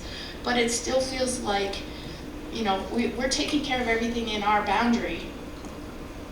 The rest is, When you had the flooding in your home, how did you cure it? Did you ever figure out what the problem really was? It was a couple of those really big, the Mother's Day storm way back. Okay, so they were situational. They weren't just an ongoing, I get this every year, this time. No, but we ended up putting in a French drain system and a sump pump, and that does run every spring and all that kind of stuff. So, my question comes in, how is anything being built there going to affect the hydrology of the surrounding properties? Is it going to raise the water table to the point where my sump pump has to run all the time, or it gets too high and my sump pump and the French drain system can't handle it, so then my basement becomes a swimming pool? Does that then also trash my septic system and my leaching field? Then who's going to have to pay for that? And there's so much of these other what ifs. Thank you. So in the past, when we've had problems of presentations by applicants, and there's an abutter who comes and says, this is what I'm concerned about, and I turn to the applicant and I say, what are your thoughts on that? Is there anything that you can do to make sure that this doesn't happen? Here's a question for TCR. What if she has a problem? What if it's a month, 2 months, 6 months, and she can identify that the problem didn't exist before the development was completed, but now it does? So reasonable expectation can be connected that it was a causal factor. Does TCR ever turn to somebody and say, okay, we'll help you out on that? So that's a great question, and actually, and this is a direct abutter. I'm not talking about somebody who lives on the other side of town. So it was interesting. The last time we had to sit down, Dorina asked about kind of a similar vein of question, and it was really just like, will you do a pre-construction, pre-site work survey of my property, our property? And my response was, well, usually when there's blasting, that's state mandated and it's town mandated. So when you do blasting, there's a very defined process of doing pre-demo surveys. If you're done by a third party, obviously they have to be allowed on the property. If they're not allowed on the property, then that's probably unwise. But typically you don't do them in a condition where we don't believe there's blasting. We do not anticipate blasting here, but I don't know. But I think that's a great question, and so I think what we would probably respond and say, we should do a survey. We should do a pre-demo survey. Springtime, when we have seasonal high groundwater, would be a great time to do it, because if you're already having water infiltration, then it's a known condition that some of it will occur. If we do the survey, and then a year and a half later, it's flooding, you have an indoor pool, then that's us. That's us. That's our problem. We have to solve that problem. Am I doing it via my construction team, do an insurance claim? We'll figure it out. But that's our problem. And I kind of told this to you when I sat down with you. my goal in life is not to make your life miserable. It absolutely is not. You know, I firmly and devoutly believe in creating housing. It's desperately needed to make the Commonwealth remain competitive. I believe it, and I execute it to my actions to what I do. But I'm not going to do it if we're going to, adversely impact your home, destroy your walls, things like that. So so again, doing a pre-demo, pre-site work survey when you don't have lasting, that's pretty uncharacteristic, and I said as much. But, if that's something that would give comfort to both parties, I'll do that. I think that's okay. I do want, I will say also,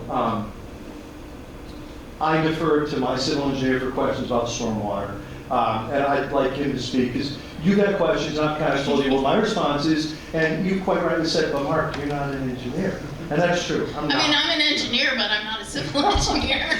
So, but I've also said that my engineer is always available for questions, either in this public forum or certainly at the dumps, whichever. So, I want to answer your questions, and I want you to walk out feeling that you've been heard, you've been responded to, and again, you're not going to say yes to everything, can't, we've already made that clear, but that you don't feel that some of your concerns, that we can alleviate those and say, yeah, that's not really going to happen. And as I said at the beginning, I do appreciate the fact that you did take the time to sit down with us. You gave us the drawings of the images that we hadn't seen. But some of the comments, some of the questions, whatever, I just think it was important that they, come out here and in the public forum so that everybody can hear, and it's, again, the economics and all that kind of stuff. I think, understanding that even though this is a 40B affordable housing, I think in most people's mind, the rents for those are set because of the way they're set with the law. They're still not really affordable, so it's, it just becomes a bit of a conundrum across the board. So obviously the stormwater management system, it's a pretty complex design. There's a lot of different elements to it. So I'll try to just keep this high level, and then if there's specific questions, I'll do my best to answer them. So what we do, like at the very get-go start of any design, we look at what's going on under the existing conditions. What's going on out there today. And this is the existing condition survey, and your property is located down in this area where my cursor is. Yeah, it's down further about around here. It's not on the plan. It's not on the plan. Yeah, it's not even close to on the plan. Well, maybe it's. So this is rotated from the view we're used to looking at. But where that hand is down. Yeah, it's off the page. Yeah. Okay, so under the existing condition, can you see the contours in there? It's a little light up on the screen, but there's contours. Essentially what's happening is a lot of this runoff from the driving range ends up going down towards these wetlands. This bottom left corner, this is 8 Lynn Street. That area is higher, and it all kind of discharges back in towards our site, and then there's a small swale here that eventually the majority of the runoff from our site under the existing condition makes its way into the wetland. It travels through the wetland towards the Ipswich River. Now, under the proposed condition, so now the view's been rotated. So your house is in this general area here. So this is where the driving range was. All the stormwater under the existing condition kind of heads towards this wetland. Again, this is 8 Lynn Street, a bit higher up. And you can see running down through here, there's a bit of a swale, makes its way down towards this top northern finger of the just above where your mouse is right now, you can see the contours. The contours, right? Yep. And they're steep, and they're towards my property. Yep, it kind of runs through here. Yep. And so that we're not touching any of that, and it's going to remain like that after we leave the site or after we're finished building the site. But under the proposed condition, all of our runoff is getting captured and treated and discharged into these underground detention systems, closed systems, including the one that's up against the wall here. Right, And- but so I guess maybe part of my question, and this I think might help me ask it, is, you know, everything you're looking at is within your walls, right, behind your retaining Yep. walls and everything. But there's nothing that I've seen or heard, or maybe it just isn't communicated clearly in a way that I've understood. What have you done to look at what's happening right out, even though it's still on your property, but right outside your walls, and the impact of everything that's inside your walls is having on that area outside of the wall? So everything on the inside of the walls has no impact on anything outside of the walls because we are detaining it within our property.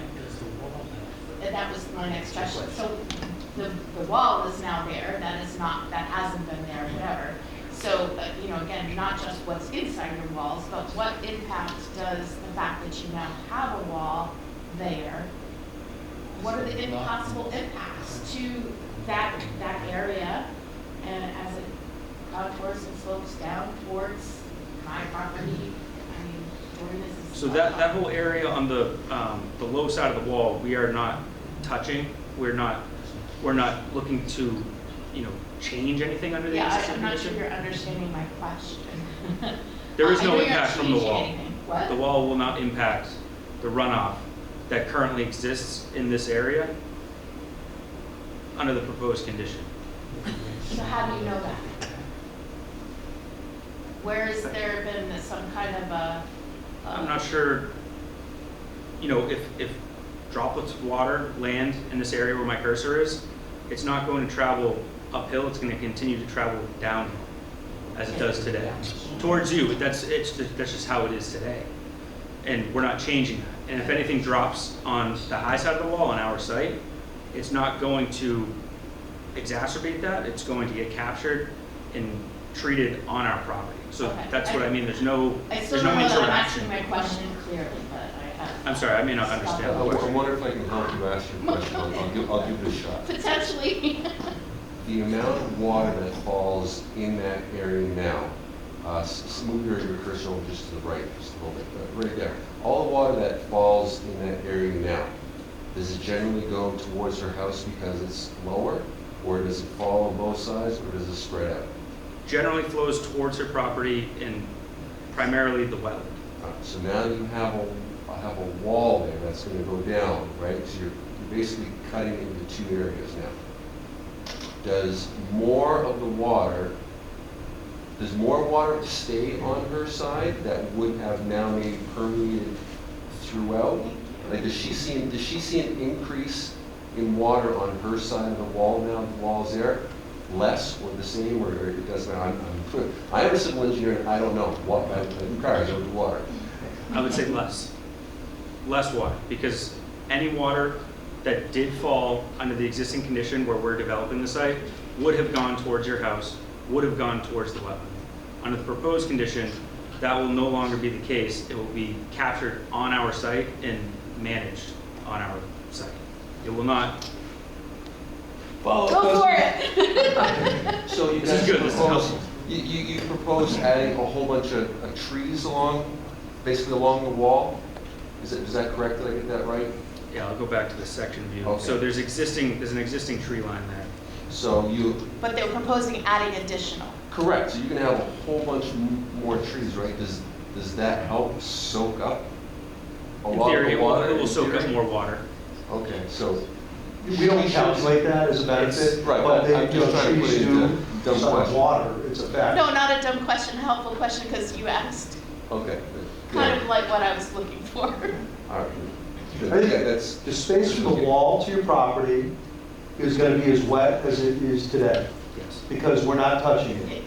From the wall outside, any water that migrated and that went to your property or the wetlands will not anymore. It will be captured and will be detained and then distributed. Okay. So, So I think that was kind of what So I think if you could look at it. Presenting it that way kind of just is what we're looking for, you know? I think what would be a big concern for you is if we were taking all of this water from our proposed development and then discharging it back Oh, that would be a real at this location, which we are not doing.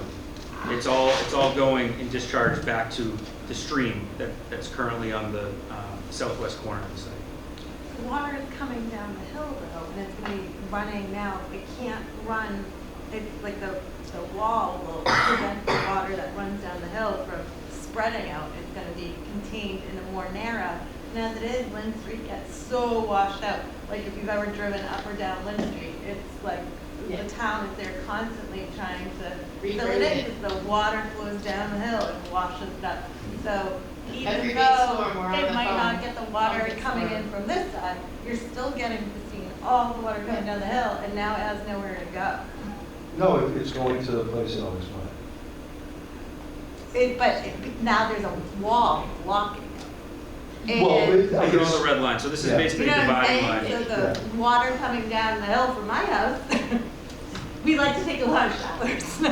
Like, Right, whereas it potentially, especially because you have the wall up at Dorina's, which is a cut wall, right? You now are stopping runoff that might have come from her area that would have gone onto your property is being stopped by that wall, thereby redirecting it downhill straight towards my house, right? So just because the retaining, your black boxes there, which are your stormwater holding, right, and you're managing all the water that's on your property, my questions and my concerns stem from the hardscape, right, your walls, your everything that you need to do. It doesn't feel like there's been any study to determine how those things are going to affect the stuff you're not touching outside, right? So runoff coming from Dorina's property that used to run from 8 Lynn, that used to run into the 20 Elm property isn't going to do that anymore. It will. It will. It will. So from this high point here near 8 Lynn, it's all sloping down in towards our site. Yes, but So you any now runoff. have a wall there This is it's a cut wall. So. holding everything back. But it will still allow water to flow behind the wall and over the wall if it's a heavy rain event into our site. And any of that runoff that previously went this way, it's going to continue to go that way, and then it'll be captured on our property. I'm not sure I can buy that. What? I mean, these are existing contours. It goes from 107 to 106, 5, 4, 3, 2, and then the top of our wall, 102, bottom wall, 95. It's all flowing into our site and then getting captured in these catch basins. But further you're down. going to divert some of it from having that wall. That wall is going to divert some of the runoff, whether above ground or below ground, that would have come from the 8th Lynn Street property is now going to be diverted because your wall is going to stop. You cut out that area and that wall is there. So it will be diverted and it's going to go downhill into 4 Lynn Street. But that assumes the wall's impervious, right? Like like no water gets through it. What I'm saying is it does get through it. This is the problem when we don't have wall design to have these discussions. Like, is there a way, you have to design your wall. Can a wall be designed with a condition that it's pervious? I'm not sure what you mean by pervious. Like, it lets water through. It has weeds. Every wall has weeds. Yeah, it has a stone drainage layer behind the wall that's designed, so any hydrostatic load on it, water behind the wall, it needs a place to go, or else it can, cause wall failure. Right, so it's going to come towards your wall, that's going to hit that Yep, drainage and it area, goes- but where is it going to drain to? So it hits the drainage layer, it falls down behind the wall where there's a perforated pipe, and then there's weep holes that discharge that So water. you're collecting it in a pipe under? Yes, any water that accumulates behind the wall would get collected by the pipe, and then it discharges onto our property. Okay. It's not dissimilar to the French drain you put. Well, that's what it says, but, you know, again. So like this is the we wouldn't section. know that. This is the retaining wall. Right. Any water that accumulates behind the wall from 8 Lynn, it gets discharged into our site. Because of the drainage of your pipe underneath. Okay. That's a huge piece of information that wasn't at all clearly communicated, right? And maybe it's, I apologize we're for that. lay people and we don't understand how walls are built and things like that, but that's part of your challenge, is recognizing that you're speaking to people who are not, you know. Yeah, and one of the benefits of this whole process is having the design peer reviewed. So, you know, there is a third party that reviews the design on behalf of the town with the town's interest in the, you know, any abutting property's interest. Yeah, I get that, and you would expect that a peer review would be an expert. But again, and especially in a public hearing or a public meeting like this, you're trying to convey clear information so that people have an understanding. And I'm not trying to criticize or whatever, but throughout this whole process, I think that's been a big challenge. Is the instead of just presenting information from that technical, from our expert level, is trying to interpret it or communicate it in such a way that the lay people can understand it. And I think that maybe that is where a lot of the repeated questions and a lot of the angst comes from, is that the information isn't always being conveyed in such a way that is understandable. I apologize if that was not conveyed more clearly. And that's my responsibility, so that's failing on me. If we're not communicating, we can't always anticipate the questions from the public. I've really never had anyone, and we built a lot of retaining walls, no one's ever asked this question. So now we learned.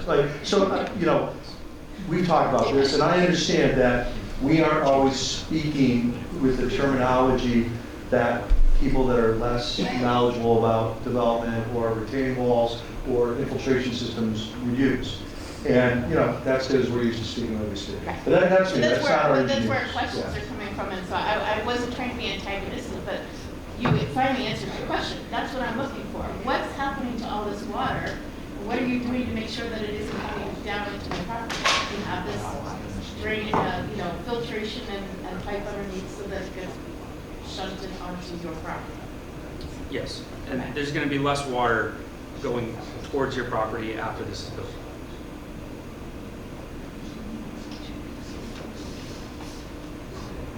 I'm going to ask a question now. Completely changing topics. In the revised traffic parking study, you did account for and mention parking at Teresa's, and that there's no anticipated overflow given that Teresa's does mostly Saturday, Sunday, and there's a couple back and forths going. My question is, and if you could account for this as a follow-up, because I don't expect you to know it, Teresa's has the pool club, and the pool club gets used in summer 7 days a week, is my understanding. It's not a weekend-only activity. So if there's a way to account for whether or not the pool club's 7-day usage would at all impact parking or traffic flow during the summer. I can answer that anecdotally because we spoke with Nick about that. And, you know, he said, I've never had the parking lot, my parking lot entirely full capacity due to the swimming pool demand. Now, we can kind of circle back with on that, but, you know, that was a question we asked. Yeah, if you could check if it's a Saturday, pool club's full, there's an event at Teresa's, you now exist, how that all interplays, that would be helpful. And then another random question, you're here and I get to ask questions. What is this going to look like during the construction phase? Obviously, we've spent a lot of time focusing on once it's built, what it's going to look like, but what's the impact? Paint me a picture, because I haven't been on one of these sites. What does it look like during construction? I assume heavy equipment coming in, phases, other words here that I don't know to use. So typically, you know, how this proceeds is, there's demolition, there might be some material removal and stuff. We do the site work, which is all the trenching and all the work associated with creating the underground infiltration systems. If I remember correctly, CONCOM has certain requirements on fencing, stabilization, silt fence, things like that, to protect those areas. We will put a site fence up, a construction site fence up, kind of immediately in the impacted areas. We will have supervision on site, and we will have security, as well as, it's kind of just a security issue. We have perimeter cameras that are infrared and pick up heat, and that's kind of required by our insurance. So the minute, we're kind of doing the site, we're getting equipment on, we're starting to, move material on, we're starting to do the infiltration systems, then we start to pour the foundations. But we do have a site fence around the site. It's a secure environment. We do tilted wall panel construction. So what we're doing is we're fabricating the wall panels off-site, and they're being delivered in a very complicated numerical order. And they come up, you tilt them up, you shoot them, and you go. So there is a period where there's construction sound and activity. But because of the way we do it, once the walls are up, the windows aren't in, it's not weather tight, but when we're doing the interior work, it isn't terribly loud. We've never really had problems with that. Town requirements probably require that if that will be water in the site for dust, things like that. So there's a lot of things that we will be doing that are just required or good practice. From when the foundation is poured to when the first building would be weather tight is probably, and this is excluding site work, 10 months. And then 2, 3, 4 months, building's entirely closed in, would fit out, so we would have first units in 14 to 16 months. And so we build them pretty quickly, pretty efficiently. Would both buildings be going up at the same time? Would you tend to? Yeah, you kind of allocate to one building, then you move to the other, and the trades that finish this scope of work then go to that. So one building will lag the other by 3, 4, 5 months. So you wouldn't occupy like building A before? We actually while building B is going up? We would like to do that, and we've had conversations with the building commissioner in respect to that. We do like to do that, yes. Thank you. So, sorry, another.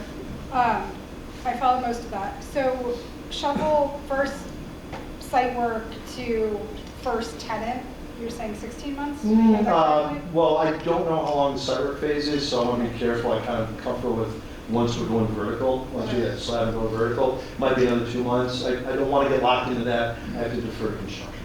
Okay, thank you.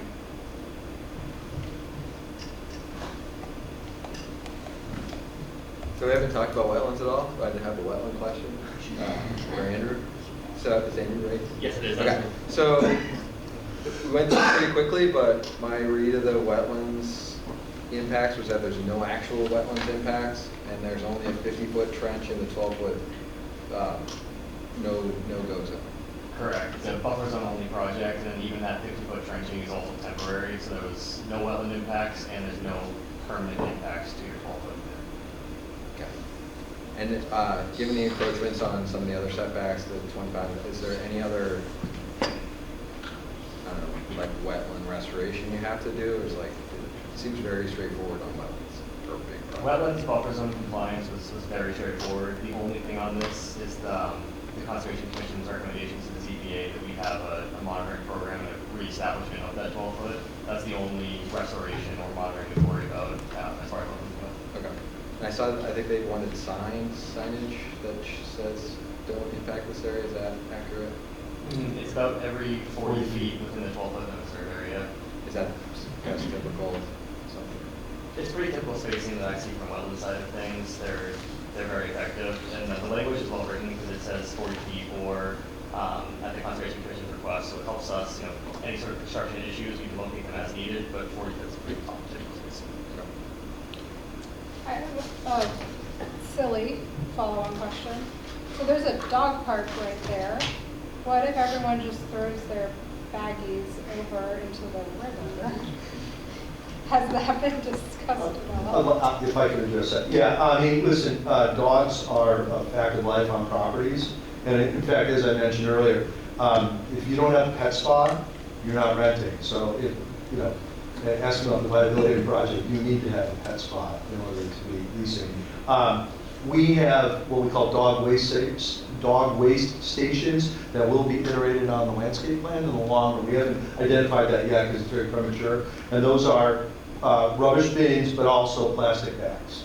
And they're all over the place. You know, will somebody have a dog that does something? Yeah, it can happen.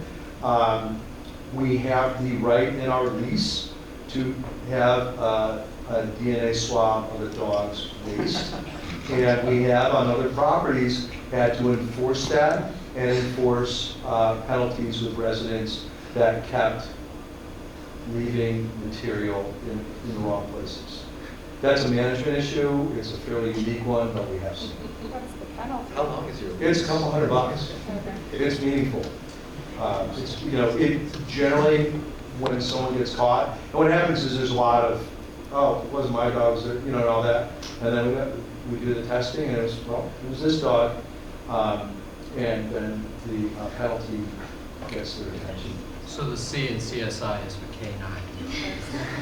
It's wonderful. I take an opportunity earlier to mention that the Conservation Commission provided recommendations to the Zoning Board of Appeals.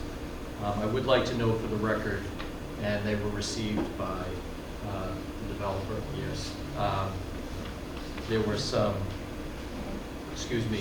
42 recommendations inherent within, included within them were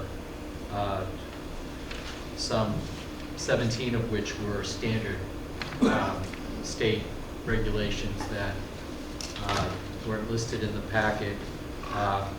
Peer review that was conducted by GM2 in a letter dated December 31st acknowledged that based on the information provided in the December 15th response letter and supplemental plans, it was GM2's opinion that our prior comments have been adequately addressed. We have no further comments related to the requirements in Massachusetts Wetland Protection Act and the town's wetland rules. And I generally believe that the Conservation Commission was probably most focused on wetland specifics. So I just wanted to put that for the record. Obviously, an appreciation to the Conservation Commission, because as this board goes through its decision, having those conditions laid out and provided to all parties is of great assistance. While I have that. I just wanted to quickly clarify, the 42 conditions you're talking about are part of the order of conditions. So those are specific to the Wetlands Protection Act, which falls completely under the purview of the Conservation Commission. There are 2 recommended conditions that fall under the town's wetland bylaw, which the Commission for a 40B project does not have jurisdiction over. But the other 42 are under the Commission's jurisdiction, more or less exclusively. And that's been communicated to all parties. Yeah, I mean, it's just part of the process. And Just wanted to be- they've already, they should have received their order of conditions. It has been issued. But the 2 separate ones are the Commission's recommendation to the ZBA. It's not part of the permit they've received from Conservation.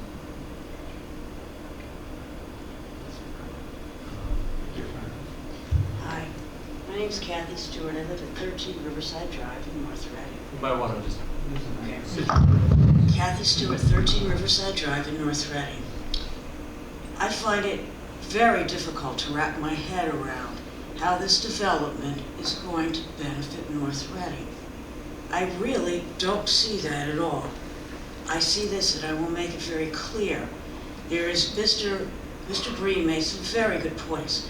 Unfortunately, it was a complete fallacy because he assumed, and I'm going to say this, and I do not mean to be harsh, that you actually care about the town of North Reading.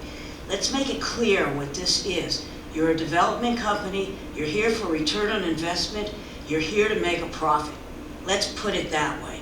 Originally, that land was zoned for 10 houses, really. And then Mr. Yeba, who is interested in nothing but profit and being greedy, sold it to you.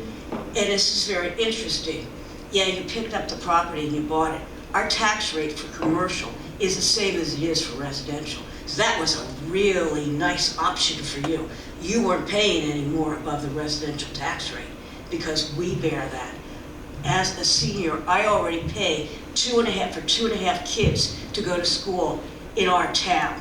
What you are doing is basically taking the burden and placing it on the taxpayers in the town that own property to say that the people that will be renting the apartment will have a vested interest is completely false. You have created for them very, very nice amenities. They don't have to go anywhere except they, instead of contributing to the community, they are going to be taking our police, our fire, our safety, our schools, our senior center. They are going to be taking from us and using it with your amenities to say that, yeah, North Reading is great. We have a great place to live. And then, when all is said and done, I pay the burden for that. North Reading pays the burden for it. To say, I think it was a very nice assumption that this was also being done. This isn't being done for the handicapped. This isn't being done because we don't have affordable housing and the governor says we might put it. You had no one, if she hadn't said that, you would have even not even said that. There would be no intention to put it in North Reading. Because that was just a nice, oh yes, we're doing it for that. No, you're not. The other thing that goes with that is the 233 units. You already stated, 200 units, excuse me. You already stated that in other communities that are a little bit more rural than us, you put in less housing things. You put in less apartments. You said that some of them are 175, 180. Only one property, which was our first project, has less than 200 units. Every other property that I would call considerable, sort of, like Chelmsford, is considerable. Okay. All right, then I'm assuming you did that based on the density issues? That you can actually cram 200 people in that, 200 apartments in that area? We don't think our residents feel it's cramming, and we don't either. We build the right size properties to fit in the community, and there might be opinions to the otherwise, and also to economic viability. You're correct, we do this to make money. We also do this to fulfill an extraordinarily pressing need for economy. I understand that. I still think part of that is very much a fallacy. I do not understand how this is going to benefit North Reading when we are going to bear the complete burden for all of these people moving in, for a group of people who have no interest in this. I find that very, very difficult to believe. Yes, you're in this for a profit. I think you're maximizing the profit by putting that amount of people in a small density thing to increase your rate on investment, to increase your profitability. The people that work here don't work for anything. They work for a lot of money. I'm sure they all get very well paid. When you're doing that, it's not helping our community. It's not enhancing anything that we do. As a development firm, all of these people here are going to be leaving. We are just another development that you've built. When you leave and you sell it, or you're even here, you have no vested interest in the community at all.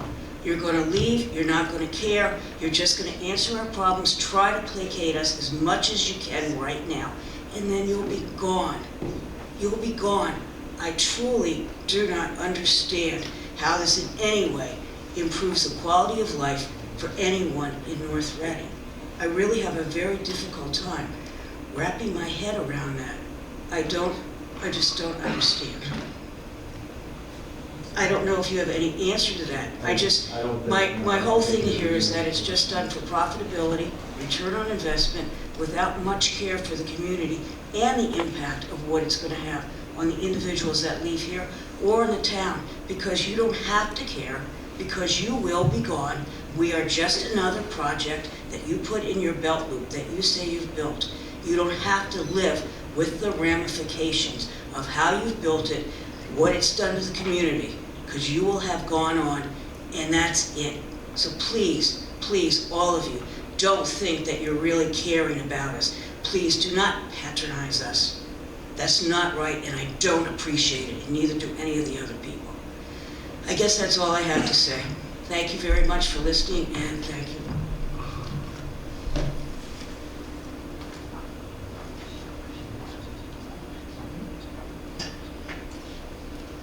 I have a question about snow removal, but it seems like a hard pivot. Go ahead. Yeah.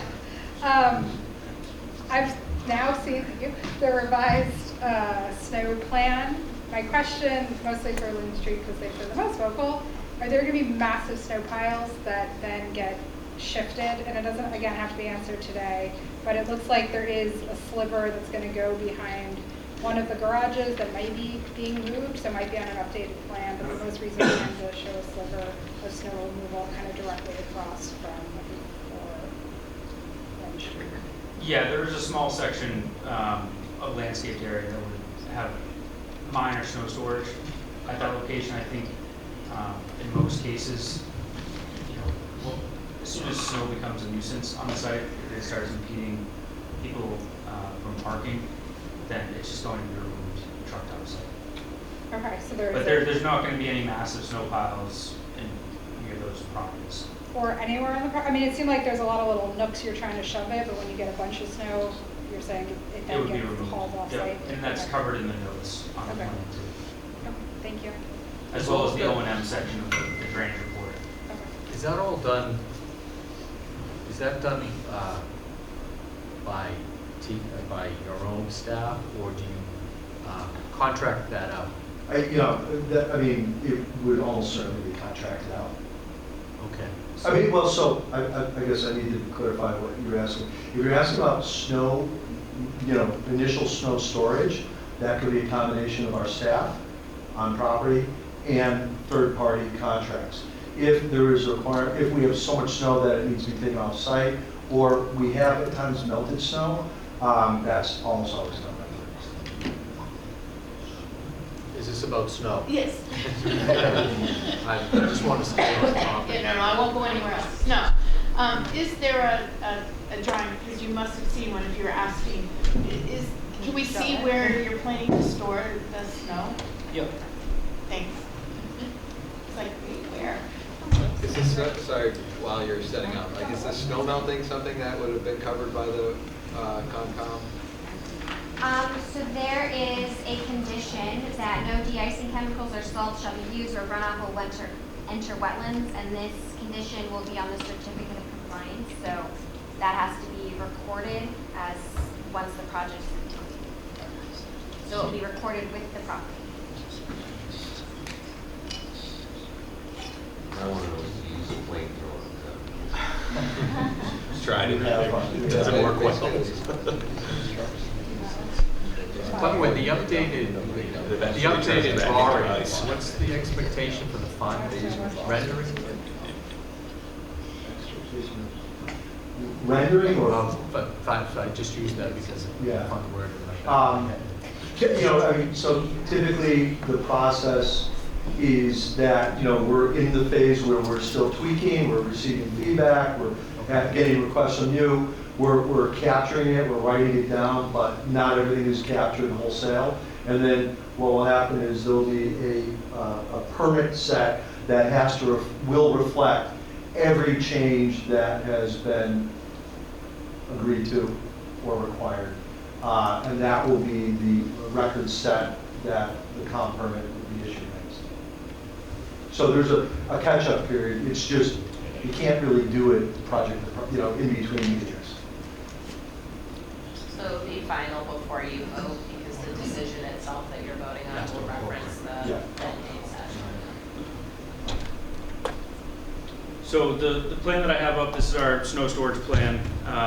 All the cross-hatched areas these are snow storage areas that we've shown. The solid hatches are areas requiring snow removal. There is this corner here, this didn't get updated yet. We had consolidated the two 4-bay garages into a single 8-bay garage in coordination with the butter. It was an abutter request.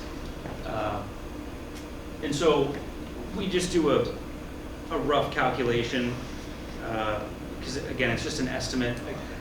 Worst case scenario, it becomes a nuisance, it just gets trucked off site.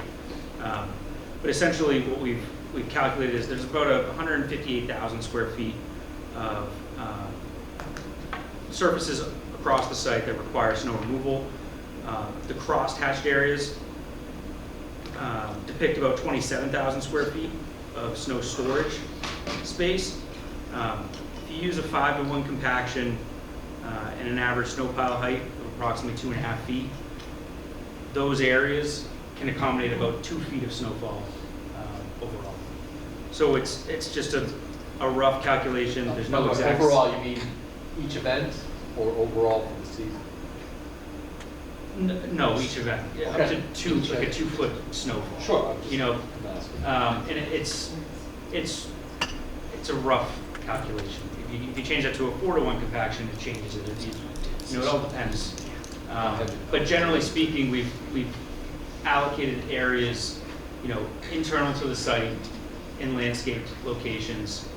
We've avoided stockpiling snow adjacent to any wetland resource areas. And so, yeah. There's snow storage areas that are against the garages that are at my close proximity to my property line. And if at all, those could be moved, given that I have a well there. So I'm concerned about things like oil or gasoline or salt. Like, I think conservation spoke to there'll be some conditions over what they're using to melt snow. Like, I'm just worried about those things leaching. I'm happy to, I think we're more than happy to put some no storage area signs at that location if it'd be helpful. Just where, and if it does pose a problem, is that captured with the monitoring wells that you're already putting in? And how do I get notified if and when your project does cause any contamination? So there are no monitoring wells related to the stormwater management, the rainfall, or the stormwater management system.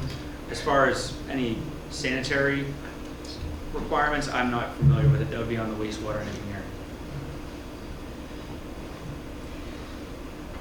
I mean, the potential of stormwater causing pollutants is a serious issue. So a question to the Conservation Commission, thank you, if you might, please, if you don't.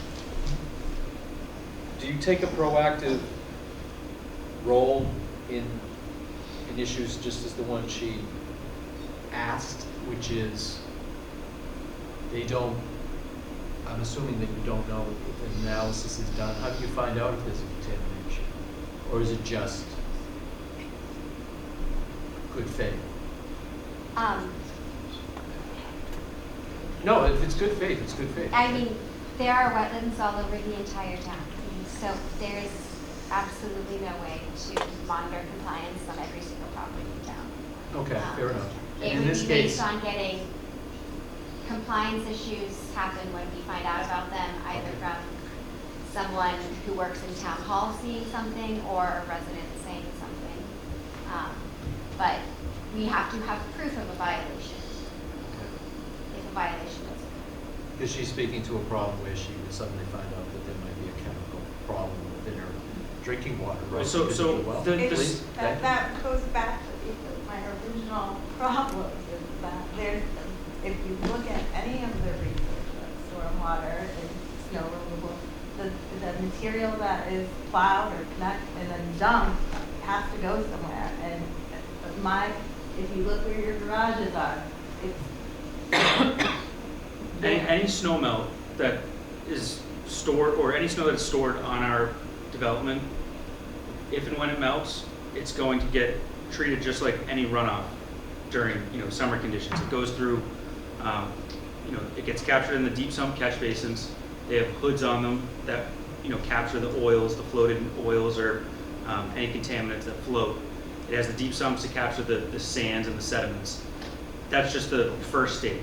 From there, it gets passed on to a water quality unit that has, enhanced removal efficiencies with some proprietary devices built inside the manhole structures themselves. And then from there, it all gets discharged through the detention systems and then into the infiltration system. The infiltration system has an isolator row. So the first flush of runoff gets discharged right into that isolator row, which essentially isolates any further contaminants or sediment in a one row of that system. So those piles are going to be within that boundary, because I see that the piles are like they're where the wall is, and then there's an opening in the wall, and that there's This all flows into the site. The site's graded so that the perimeter flows towards the center. Okay, so the snow piles won't exceed outside of that area. Correct. And again, this is a cut wall, so our site is actually about 7 feet lower than your property. So if the snow does exceed that area, given a large snowstorm, It would have to. You would be trucking it up. Yes. Is what? So Yes. is that information like management, or like what is that process? Like, More. Do you want to explain the operations behind, Like- during a snow event? if there's an event that's causing, if we get another blizzard like we're expecting this weekend, and the piles exceeding over the wall, and there's large snow piles, do I call you, Mr.? Well, I mean, So- you're not really, I mean, you're not gonna be aware of it, but it's my I problem. can see it, like from, Our I can garages walk will be over. buried in snow before it even touches your property. The what? The wall, our garage right here where my Yeah. cursor is, would be completely buried in snow before it comes So close to you're your saying property. the snow would be collected right there? Yes. Go up against the wall. And so it would have to, that's a 7-foot wall. And then we have a 6-foot I just fence on didn't top of that. know, And then your like, property you is need a place to go, 10 you're feet gonna go above that. dump it in the woods, like that's, but I see if you're putting it right behind the. And when we get to the management phase, we have an operations management O&M, and this information, like the snow storage, is given to management, and then when we're talking to parties about doing snow management, they have to perform to those areas. They can't just dump it over the fence. if That's they what want. I meant. They cannot do that.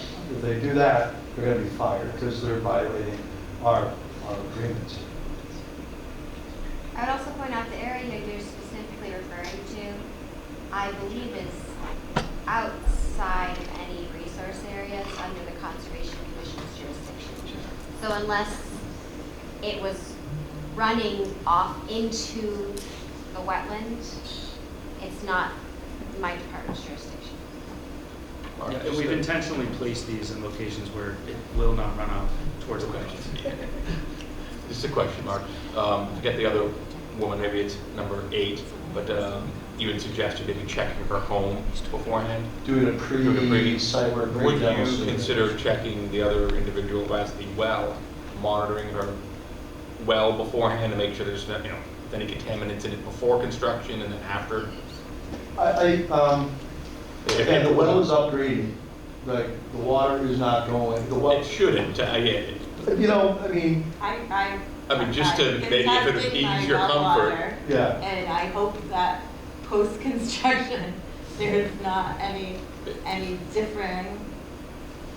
I Who's think responsible I'd if it be is? fine doing a well test, or if you're already doing one, we like that record, and then, again, if a year later you're seeing something wrong, then the natural extrapolation is because of us, we didn't get a change, and then we have to solve it.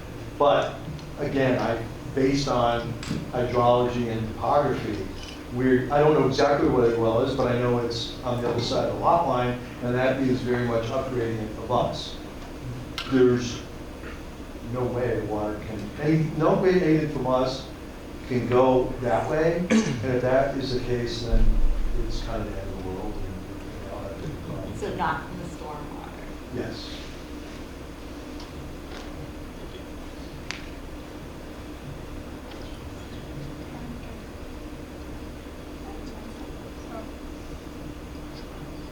Sir? Yes. Yeah, I'm Don Putney. There was a discussion earlier between the chairman and the building about parking and the idea of 1 point something spaces and 2 spaces. And I don't know what method, I'm sure you had, and I'm sure the town checked your methodology as far as calculating the spaces, but it occurred to me that as townies we think of ourselves as a little bit unique, and I expect that was done on a large area, which would give a better accuracy. However, having no transportation in town, it occurred to me that we have facilities like Martin's Landing, Greenbrier, and apartments around. Has anybody done a survey of how many parking spaces are in those? If that was included, that certainly makes it more accurate. Yeah, that information is available in our response, which you may have already had the opportunity to review. Edgewood Apartments, just as a data point, has a per bedroom ratio of 1.19. We have a bedroom ratio of 1.02. So they have slightly more.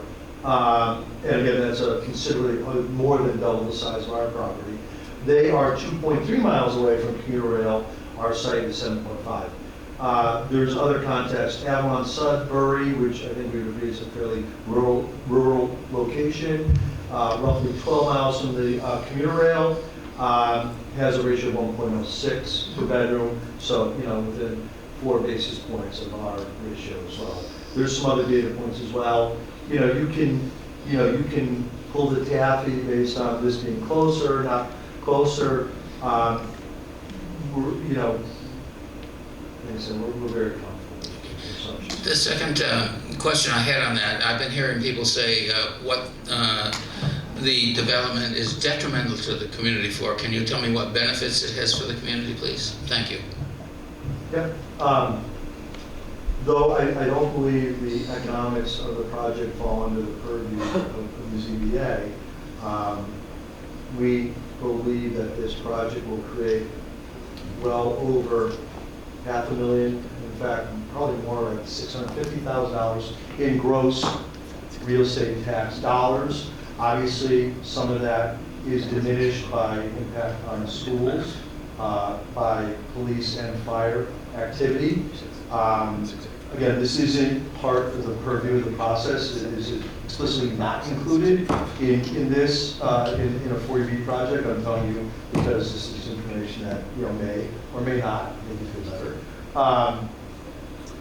On the projects where we have been required to do a more detailed financial impact study, the ratio of financial impact on dollars, it ends up being, you know, about 50% of the real estate taxes, roughly, go to fulfill city services, including schools, as I said, police, fire, and the balance is net revenue to the town.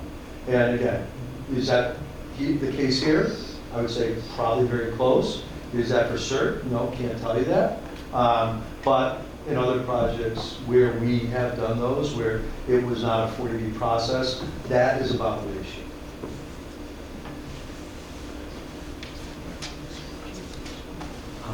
Before I forget, earlier in one of the traffic conversations, it was asked if there was going to be, since you were now incorporating the main drive used by Teresa's, if there was going to be either the speed bumps or crosswalk. No, sorry. We're doing, so we have controlled, we have stop signs and stop bars at all the intersecting drive aisles that intersect the main driveway coming into the site. And once you get onto the main site, it's just there are no. It's just mostly because of the, in theory, of foot traffic entering Teresa's or their area where those are going to be set up. Correct. Okay.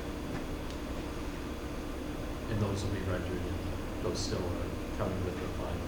They're in the plan set now. Okay. The plans that you have include those. On the traffic subject, there was a back and forth between GM2 and Vanessa about the sign. So I think the proposal was to replace the Teresa sign, which is in the line of sight for 62. Is there going to be a sign going to be moved to accommodate that comment? We have to discuss it in the Okay. It is on the. So I would agree that Teresa sign's kind of in the way, like when you're looking left. We understand the desire and intent, but it does require coordination.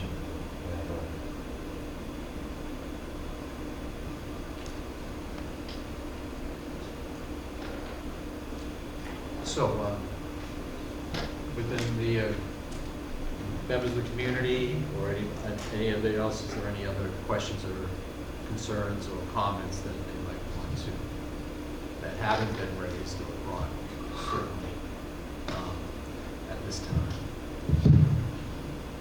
And for the board, is there anything presently concerning or going to bring forward? And Kathy, is there anything carried forward from any of our prior meetings that we might not have remembered to address at least at this stage? Okay, thank you. Hearing none. I know that GM2 has been present throughout tonight's meeting. Any thoughts from your involvement or awareness of the project that we should be noting? I know that the comments have been rendered and peer reviews have been completed, but is there anything further? Well, I would say in general, I think it's been an excellent process of back and forth and hearing public comment and incorporating public comment into the project. We have peer-reviewed their designs and their reports and analyses. We are comfortable that they have developed the project so far in accordance with good general engineering practice and standards. We hope that from time to time we may have been able to introduce a comment that even enhance their design as well. And so I think we're down to just a handful of comments. And I think one was related to the sign within the site triangle. And if that could be adjusted, I think that would make it safer for everybody, make it safer for Teresa's, the folks coming and going. There was a comment that John had that we don't have a response yet, but it's a general comment like, so when Teresa's is having an event, how does that overlap, if it does, with peak hour traffic? Just so we better understand, did I get that right? Yeah. Better understand the interaction of the two sites during the peak hours. There may have been just a few comments related to the stormwater system. When they get into construction, they might want to verify this, that, or the other thing. Okay. I think we're down really to that level, and I'm certain we have any overarching concerns. I would like to add that I was up there for a long time last time. I did take notes. I was listening to what the public said, and I actually gave the AA a hard time. I asked them to do additional work, and they did. And I wasn't sure which way it would go, but it actually helps their case. It solidifies the numbers they have. I didn't doubt the land use codes, but the data they collected at that site that I asked them to just helped solidify it. That could have gone the wrong way for them. It didn't. They did the work. They did what I asked. I asked them to follow up with questions about, what would it take to add turn lane intrusives. They provided that info. I asked them, what's it going to take to break that intersection to the east? They provided that information. It's a lot. So I thought that maybe if there was a hole, it would get exposed. But there isn't one. The data is good. The numbers don't lie. I pushed them to give more, to maybe give components an opportunity to push back, but the data is solid. I can't give the board or the opponents the benefit of the doubt and say, oh yeah, the numbers are wrong. It actually helped their case. And I just want to say that I did push them and make them do more to validate that data, and they did it, and the data is valid. So And that basis of validation is, again, the statistical requirements that basically nationwide studies, etc. correct. So Suppose what they they had done locally, and yeah. with the other developments. As an aside, on my own, I went and looked it up. You can chat GPT this stuff. It's great. How do I beat Land Use Code 221? How do I go against it? What are the flaws? What do people say to Don't turn over any of your industry secrets. Right, but anyone can do that. My point was, anyone in the public had an opportunity to do that. They go look this stuff up and you can try and find it, but the numbers are good. The Commonwealth of Massachusetts, MassDOT released their own findings on some of these land use codes, and they're saying that ITE overestimates trips. That land use code 221 is one of the 10 to 13 that they study. So there's even more evidence to say that is good. In the future, there are other things that towns can do to force developers to give them more data, but I don't think it's going to change the validity of the land use codes and the numbers they have. So, for what that's worth, I pushed them. They provided the answers that I believe that's available to you for your review. I hope that addresses any concerns you guys have. Thank you for that. It's an interesting position to be sitting on a board such as this and learn of all these concepts and feel enlightened about them, but at the same time appreciating the fact of the hope that you never really have to deal with them again. Because again, it's a very large project coming into what we'd like to consider a small community. It is yin and yang to those two thoughts, and that's just my own personal comment, but thank you. By the way, will this development have its own sign?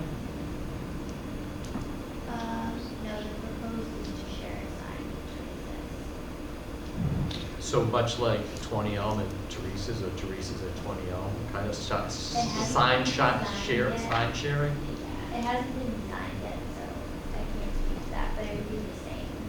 And then once you enter the property, there will be sort of what we call a smaller monument that will direct our residents and potential As a residents council, to is the signage within Rule 40B? Because we do have signage regulations within Yes. the town. Yes, it is, so. But if it's sharing that sign with Teresa's, that's a bit of a hybrid. I suppose that's so, and to the extent we don't have a final design now, the design will have to comply with the requirements in the bylaw at the time, or we'd have to come back and modify our comprehensive permit if relief is required for that. But we don't have a design at this point, so we can't ask you for a waiver for a design permit. Okay, fair, I just wanted to make sure I understood that. Okay, thank you all. That being said, I'd like to, before closing, make a note that the next meeting for this 20 Elm project with the focus of the Zoning Board of Appeals will be Thursday, February 12th. Once again, 6 p.m. here at the Digital Learning Lab at North Reading High School. At this time, I'd like to, would anybody like to bring a motion to close the to continue the public hearing until February 12th? Continue the public hearing, sorry. Second, all in, for the board, to continue the public hearing on 20 Elm until February 12th. Brendan Riley, aye. Bob Green, aye. Thank you all. Thank you.